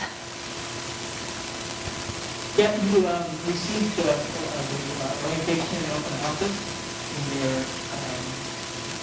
I think, email. So if you have any questions relative to open houses you want to attend, let those building principals know, and I just wanted you to make sure that you understood what was going on. Thank you. And then following with your, just a reminder that the All-Staff In-Service Day will be held on September 1st, and John has information that, or he already shared information about speakers and the agenda for the day. And you're all very welcome to attend. Thank you. Public Relations Update. Items relating to the district from the Proctor Journal. July 15th edition, the mobile grocery store arriving at Bayview. All PHS Sports Activity Fair for the school year was August 9th, which is today. And then July 22nd edition, talking about our alarm of the possible ammonia leak here was a sensor failure, as I understood. And the August 5th edition, school opening guidelines may come August 9th. And more updates about the activity fair that was tonight.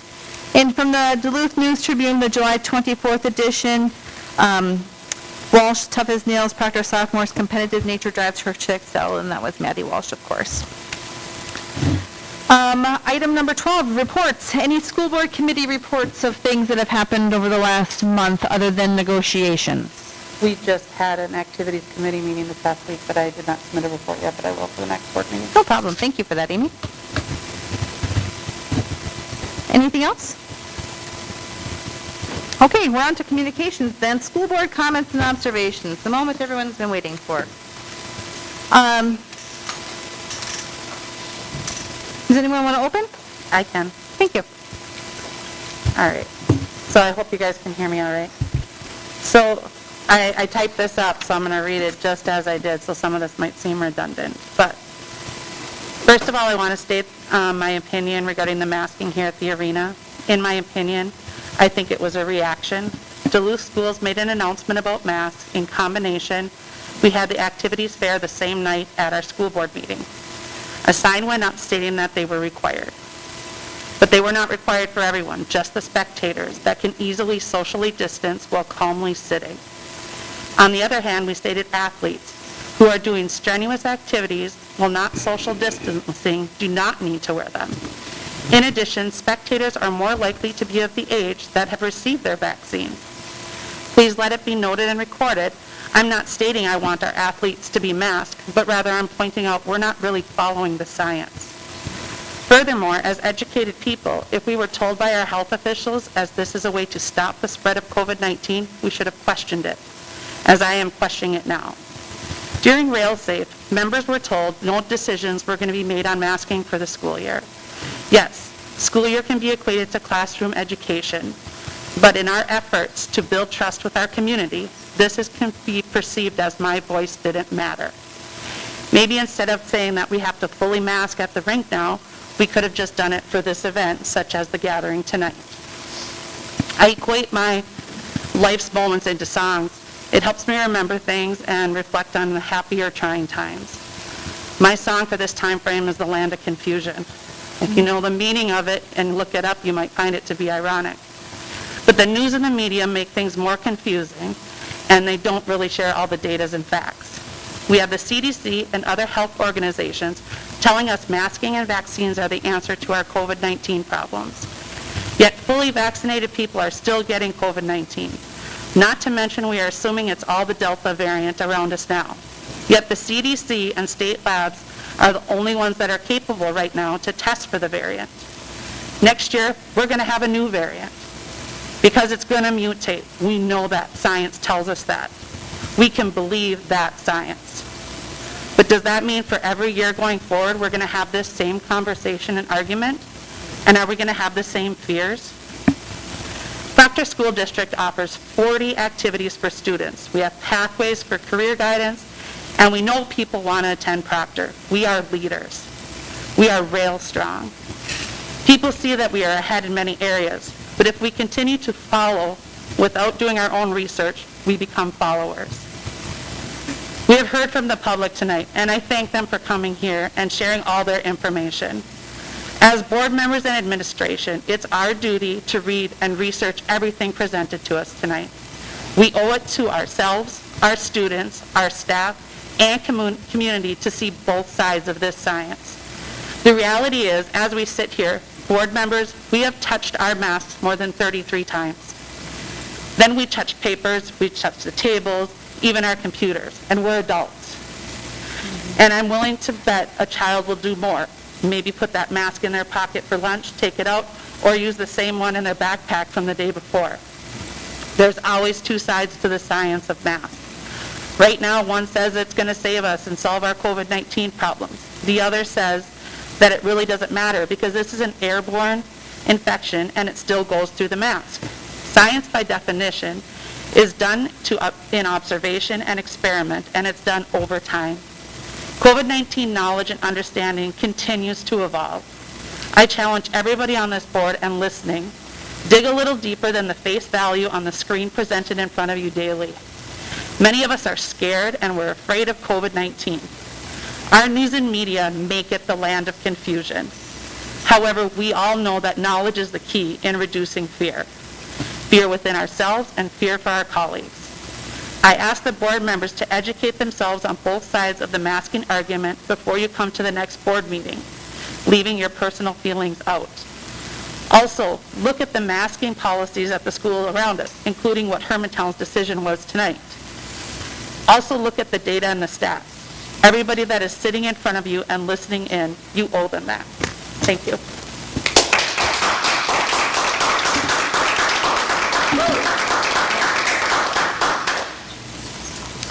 Anyone else?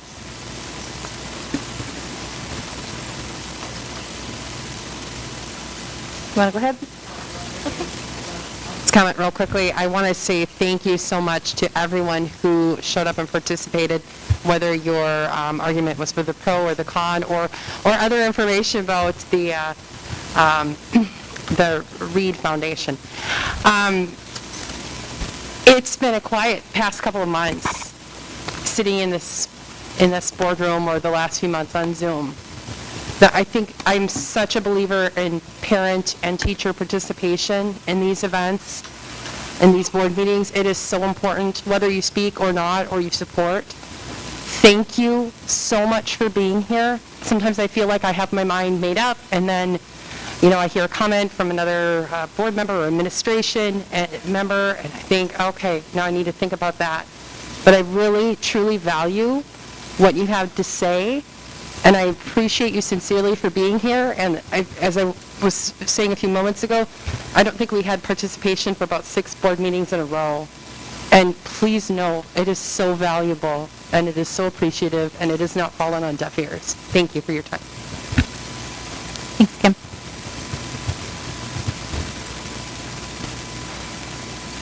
Go ahead. Anyone? Are you gonna? Well, I have some other things to say, Okay. and then, I'll just go. Go ahead. That's fine. Okay. I'd also like to thank everyone for coming.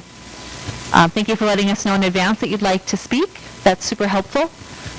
It just provides just a little bit better understanding of our timing on things. In the next weeks, we'll be tasked with making decisions in the best interest of nearly 1,900 students, half of whom are unable to be vaccinated, and not to mention our staff and our community. And we just need and have the time to make a decision regarding the school year. In a nurse call that I was part of listening to this week with the Department of Health and Department of Education, we heard information about the shift in the pandemic from May 2021, with their last bump in cases, even locally, with the Delta variant being from May being less than 1% of the cases to now being roughly 80% of the cases. I know you challenge where the data is. They do pool testing. They take all the tests and they pool test them and come up with what variant is currently circulating. So it might not ever get back to you that you had the Delta variant, but that's how they get the information on what variants are out there. Again, this is straight from the Department of Health nurse call. The virus is changing as science predicts it will. Erring on the side of vigilance was the request from the Department of Health this week. I mentioned today that with the start of the school year, just 3 or 4 weeks away, it was prudent to consider the spaces we're in. And I also understand and respect that the public wasn't and isn't going to be excited about the mask that we asked you to wear today. I get that, I do. And ultimately, I think, I know my desire, and I know everyone on this board wants our kids in person, on time, 5 days a week. Not one of us is thinking about distance learning right now or hybrid learning right now. I want to assure you of that. The recommendation from the Department of Health and Department of Education and the CDC is that students should return to in-person learning, layered with prevention strategies like masks or other barriers when needed. CDC recommends universal masking regardless of vaccination status. Those are the recommendations that we have been looking at as guidance, and I'm just sharing this information. This is what we have been, the information that has been shared, I guess, with us. And I think, people frustrated with directives and best practices changing, well, it's something different every other day. It ought to change. Science says that it should change, and it can be easy to forget that it should change. And I know that the frustration from where we left rail-safe is that the word choice was not taken as the suggested word choice from Aubrey was not taken and communicated because we didn't think it was clear. And that's the only difference. From that meeting, if you were to ask everyone there, the recommendation was that masks, yes. Are we going to mask? I think the question I wrote is, are we masking or are we not? Masks, yes. Masks, yes. I think we should wear masks. And I understand that there were people that said, I don't think we should wear masks. People referred to it as, for all different reasons, and I get that too. But the recommendation from the advisory committee was we should be wearing masks Monday. And how we chose a word, should, recommended, we wanted it clear. And that's where we came with that. So, thank you.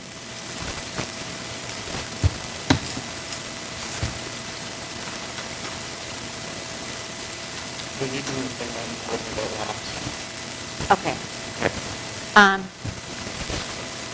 And there are those who support this decision. I was a teacher in this district. All 4 of my kids graduated from here. My husband had his career here. And so I do care. And I understand how difficult. Can't hear me? Can you just pull it closer to you? Pull the base closer. Base. Better? Okay. Do I have to repeat? No. Okay. But those who appear to support the decision of people should wear masks, the CDC, Minnesota Department of Health, American Academy of over 67,000 pediatricians, the St. Louis County, today I looked at it, it says there is a substantial risk of transmission. There were similarly recent moves to require masks in the city of Duluth Public Schools, and I just got one from the Duluth Playhouse. Overwhelmingly, I heard that the Rail Safe Committee wanted the kids in school 5 days a week. They wanted them in person. I heard that over and over. And if we have to wear masks, so be it. And I heard that more than once. Our teachers, as Teresa said, I don't know if she's still here, did an outstanding job with distance learning, but it's not the same. I have no idea, as a former teacher, how you teach effectively online, and I don't want to see that happen again. I've seen firsthand when there's a note on the door that says, strongly encourage or respectfully request people wear masks. I was in Cub Foods last Thursday, I believe it was, and it said for the safety of our, I didn't write it down, I didn't take a picture, but for the safety of our employees, we strongly encourage or strongly recommend people to wear masks. I was one of the few. We went to the depot on Friday with our little 4-year-old granddaughter who cannot be vaccinated, and it's going to be socially distanced. It was down to see Thomas the train. We got on the train, I thought we would be socially distanced. We were packed in like sardines, so the three of us wore our masks because, and maybe I'm a bit of an alarmist, but I look at that little precious girl and I think if something happened to her and I didn't try to prevent it, I would never, ever forgive myself. I believe a civilized society protects its most vulnerable, and it's our duty to protect our teachers, our staff, and our precious students. No one wants to wear a mask. When I got the paper this weekend, and it said, no one is happy that masking is back and anxiety is back, my heart sunk. I loved this summer not wearing a mask, being able to be around people and my family. And it breaks my heart. And I also thank you. I respect your opinions as an educator. I believe that you need to hear both sides, and I appreciate you coming. So that's all I have to say right now. Oh, Yeah. I did have a celebration thing to say. This was phenomenal with the cupcake lady, that she got this big spread in the newspaper. And I didn't know exactly, but it's under celebrations, and so I love seeing this. I love seeing positive press about our district. So I just wanted to mention that. Thank you. Thank you, Lynn. Yeah, I was just going to say one thing. Last year, my granddaughter lives in central Wisconsin. They went to school all year, but they had masks mandatory. And their infection rate stayed fairly low that they could complete the whole part of the whole year and get through school all, with everything. I'm not saying that's what we want to do here, but I'm just saying how it went there and stuff. But like Lynn said, I was so worried about her little 7-year-old that, that's before everything, that you care, but they made it through. So I don't know if it was the mask that did it. I don't know if it was God that was overlooking them or what, but, you don't know. And so I feel for all you people because I worry all the time about my granddaughter, just like you have to be worried like hell for your kids. And it's so nice that everything that you said, we know that you sound like such good people, good parents, and you really care. And that's what life's about, man. You gotta think about it. But thank you. Thanks, Joe. Joe, anything to add? I am. Okay. And I don't want anybody to think that we've orchestrated something here. Lynn just called me before the meeting and told me she wanted to read something that was said by my brother. I don't know if I'll make it through this. And she asked me if I wanted to read it, and I can't. But I wanted to proceed what she has to read by explaining what's going on with my oldest brother. My oldest brother was born handicapped, has a short right arm with 3 fingers on it.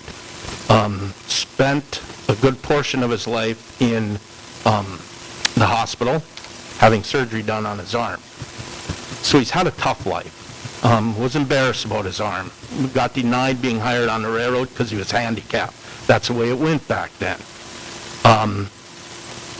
My brother needs triple bypass surgery. So when he went for his prelims for surgery, he found out he has throat cancer, esophageal. And right now he's back from the Mayo, but he spent a week down at the Mayo.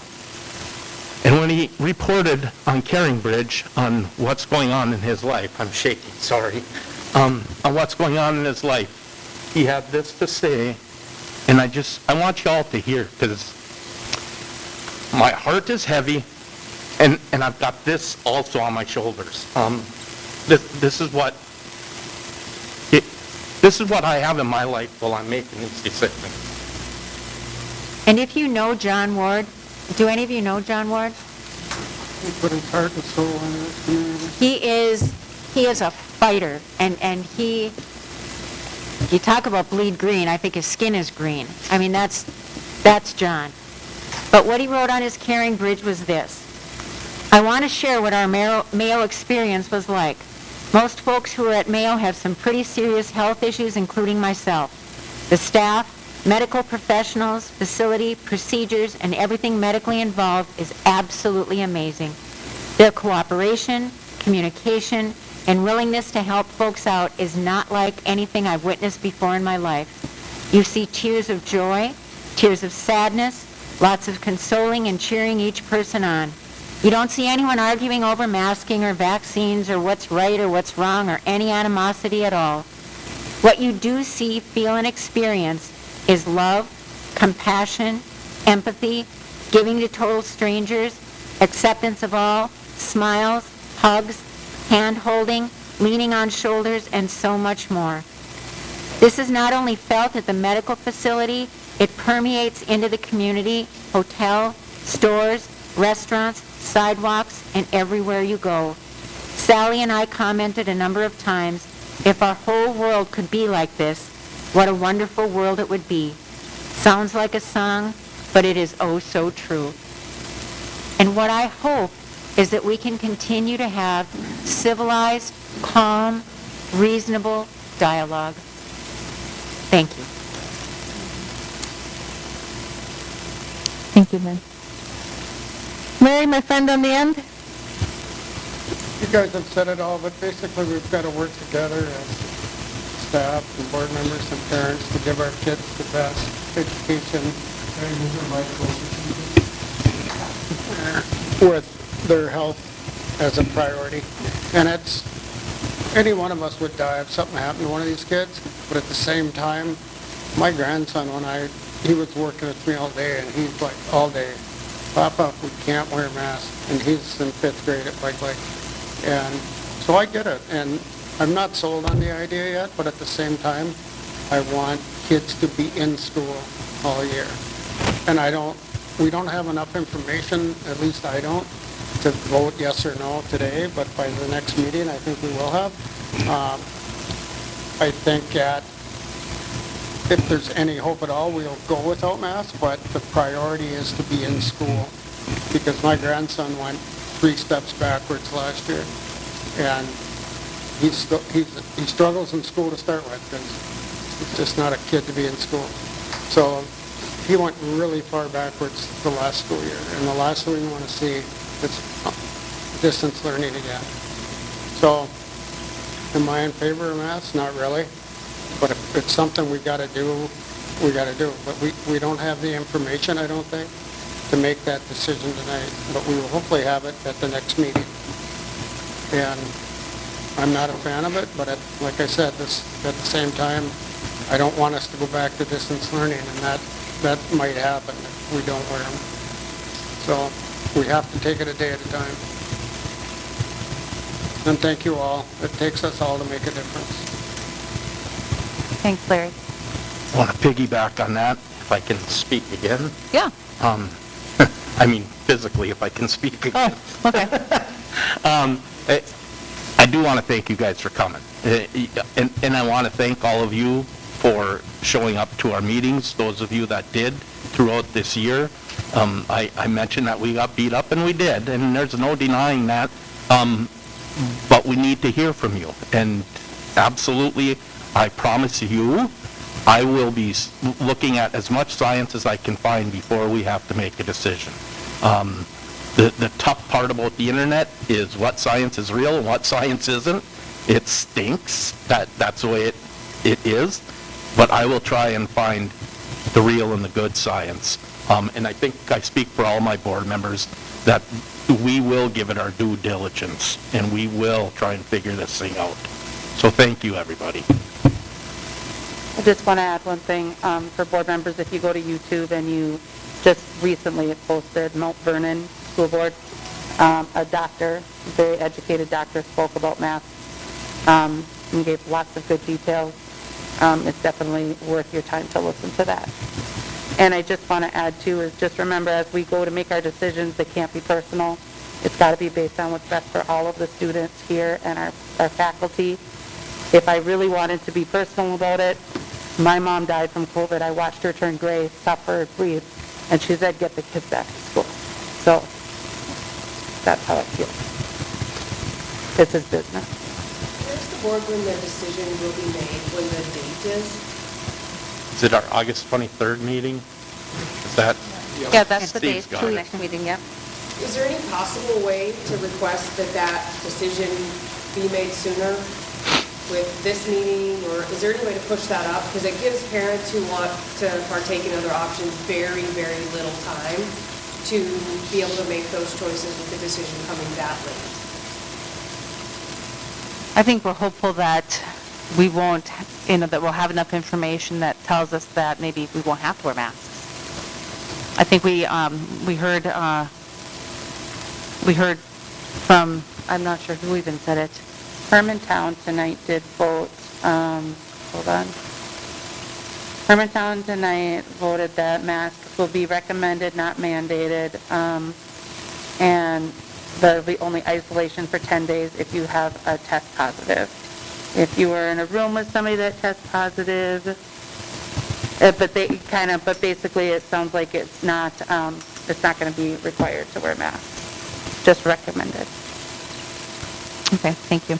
And so, without having the time to look at other information of decisions made today, I don't feel like I have enough information to make a decision tonight. And I don't think that's fair because we said we wouldn't make it tonight. No, and that only gives us... I'm just saying, is there any way to make it a little sooner than the 23rd? We'd have to come up with a special board meeting, and I don't know that we're prepared in a week to do that even. No, 23rd is just 2 weeks away. Yeah. I will say this, though, just as a precaution, just like I stated all last year, the plan will be fluid. So if we start school maskless in person, that may change. We're going to watch numbers. So it will all, once again, unfortunately, be fluid. I guess the question I have there is why does it not change when it's required?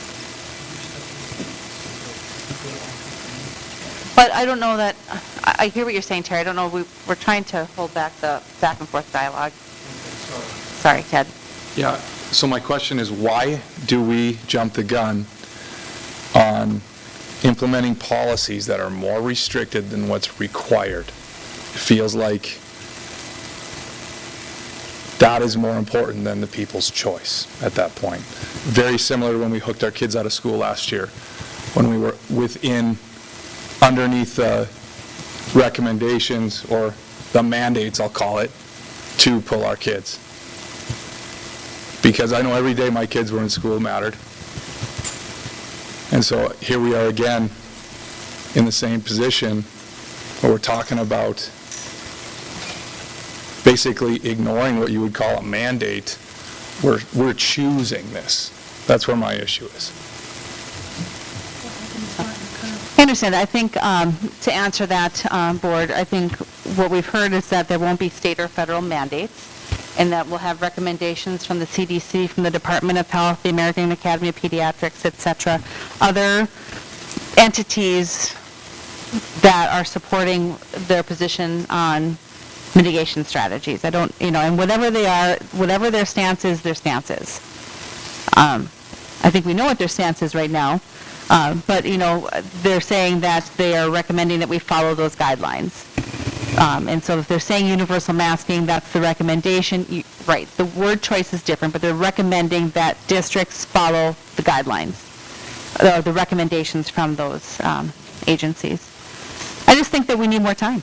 I think we want to make the best decision we can, and we can't do it tonight, and I think a week from now is too soon. But I also understand your questions as well. I don't know. Board members, any other thoughts on that? Just a clarification, maybe John or Jen, you know this. If the city of Proctor puts in a mandate, that would supersede anything that we decide, and same with the county. Is that accurate, or can you talk through that? Clearly the state did. That was necessary, or that was... then would supersede anything, but how, do we know more about that? I know that the city, the journal reports, the city heated mask advisory. I talked with Jess, and they are recommending to follow the CDC guidelines.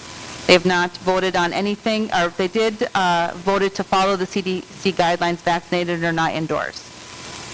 Everyone at the meeting did wear a mask, but they voted to follow the recommendation from the CDC, is that they were recommending masks indoors, and everyone did. What will happen to students and staff that don't wear a mask for a personal reason or another?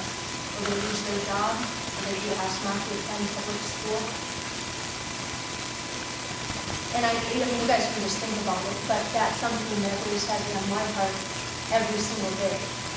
There's teachers and staff I know that don't want to come forward, and I believe even somebody that's on the union is here now and spoke for the masks. So how is a teacher supposed to go talk about that when they are going to be the opinion of the president of the union? Also, I would like to know what my options are. Is online learning an option for my child if sending her to school is not? Is my only option to homeschool her myself, or are you guys going to provide other options? Instead of we have to wear a mask, we have no choice, no right in that. My son won't speak, and he's going to lose his facial tone and his muscles if he wears a mask again. It's not an option for me anymore then. I have to move schools. So think about that. I understand you care about your little children, your grandkids, but this is my son too. So we all have teeth in this game. Right. Thank you. Okay. Anything else from board members? Otherwise, I'll move to liaisons. All right. Student liaison board members. Sydney and Sophie. Okay. So this is Sophie. Put your face up real close to it, hon. This is Sophie. I'm Sydney. We're student liaisons. We were selected by Mr. Engelke and Mr. Rohrreeder to represent the entire student body this year, senior year. Just wanted to point that out. This is the first time in the meeting that I've been to where public participation has really been a bigger deal. So it's kind of cool seeing that. And as I was listening, I was just sitting here and thinking, we're talking about a piece of fabric on our face. A piece of fabric is causing all this tension. It's became a symbol with a lot more meaning behind it than we thought. But personally, I don't think mask wearing or not is the bigger issue because it started a while back. From a student's perspective, I went through my entire sophomore year, March the end, of having no communication with my teachers, getting handed assignments, and then saying, do this by this date, to going into, we're going to do Zoom or Google Meet classes, then we're going to do hybrid. I went through it all, and I think that's where it started. We have all these wounds from COVID because we were told to teach ourselves from ages 4 years old to 17, 18. We were all told to teach ourselves when all of our parents still have jobs, still are busy, can't be around to help us. We don't have the hands-on help from the teachers. I'll give you a little perspective. You're sitting in a room by yourself, isolated, with this computer in front of you, with a video saying, take notes, learn from it. You're teaching yourself for an hour. Then they say, here's an assignment. Do this based on what you just taught yourself. At that point, you don't want to. You're tired. You just taught yourself what the teacher was supposed to tell you. What if you don't get something? You go through an email. Or you have to wait until a certain amount of time where you can ask a question. You get frustrated. Then you're expected to study the topic after that, when you don't even know what it is yourself, for this test that's coming up that affects your entire grade. It was so stressful. And not to mention, I have anxiety myself even before COVID, so I understand all of the issues. And I think that's where it started. It's going to take years to fix these wounds and to heal them. And a simple decision of wearing a mask or not is not going to change it. The problem is still going to be there. The thing that you need to focus on is getting the hands-on help back, getting everybody back to school, no matter what, because a teacher's going to be there. If you have to take off your mask for a little bit to breathe, I think that's okay, there are going to be like guidelines around a required mask, obviously. Like if somebody's having a panic attack, nobody's going to expect them to say keep it on. They're going to say step outside, take care of yourself. There should be exceptions for those who can't wear a mask, like you talked about. I think like that should be okay. But my focus when I took this position to be here wasn't what are we going to do about the mask. It was what am I going to do to help all of my classmates and the 1,900 students to be able to get their education back and not be affected by this for the rest of their lives and to be able to have a good year. I have this paper right here that we both were talked about of doing all these activities back to school, of making it a good year and bringing it back to, or trying to, what it once was or even better. I think that's the goal, not are we going to wear a piece of fabric on our face or not. I've seen students walk around the school with them hanging off their face, not wanting to wear one, and that's their business. I can't tell them what to do. Nobody can tell you what to do. But if it's going to help the majority to keep us in school and to get my education back, get the 4-year-olds back to where they should be, anybody, I think that's what needs to happen. And I just think that a mask is just like what we're trying to fix this problem on, because it's just there, and that was the argument. That was your opportunity to come in and talk today, like that. Like it gave you an opportunity to do that. But that's just what I have to say. Thank you. Thanks, Sydney. Sophie, anything to add? I'm Sophia, and like Sydney said, it was our first meeting where we actually heard active public participation, and it was very beneficial. And I think our decision is important to make because I'm going to be graduating with, I see, 3 of the parents. I'll be graduating with 3 of their students, and I just would really like to be able to graduate with them. And I think it's important that we take what we can and use the information that we have and look at both sides and make the best decision from there. I have a brother with special needs, so I understand how frustrating it was for you to have a kid at home and have him try and learn. I completely understand where you're coming from. It wasn't beneficial for him either, but at the time, it's what we had to do. When we were last fall, my family did get COVID, and I would not wish it upon anybody. So it would be very nice to take as many precautions as we can to prevent anybody from getting it. And I would just like to have a normal senior year. Thank you, Sophia. Appreciate your perspective from the students' perspective all the time. Anything else to add before? Anything else? Lots of time? Okay.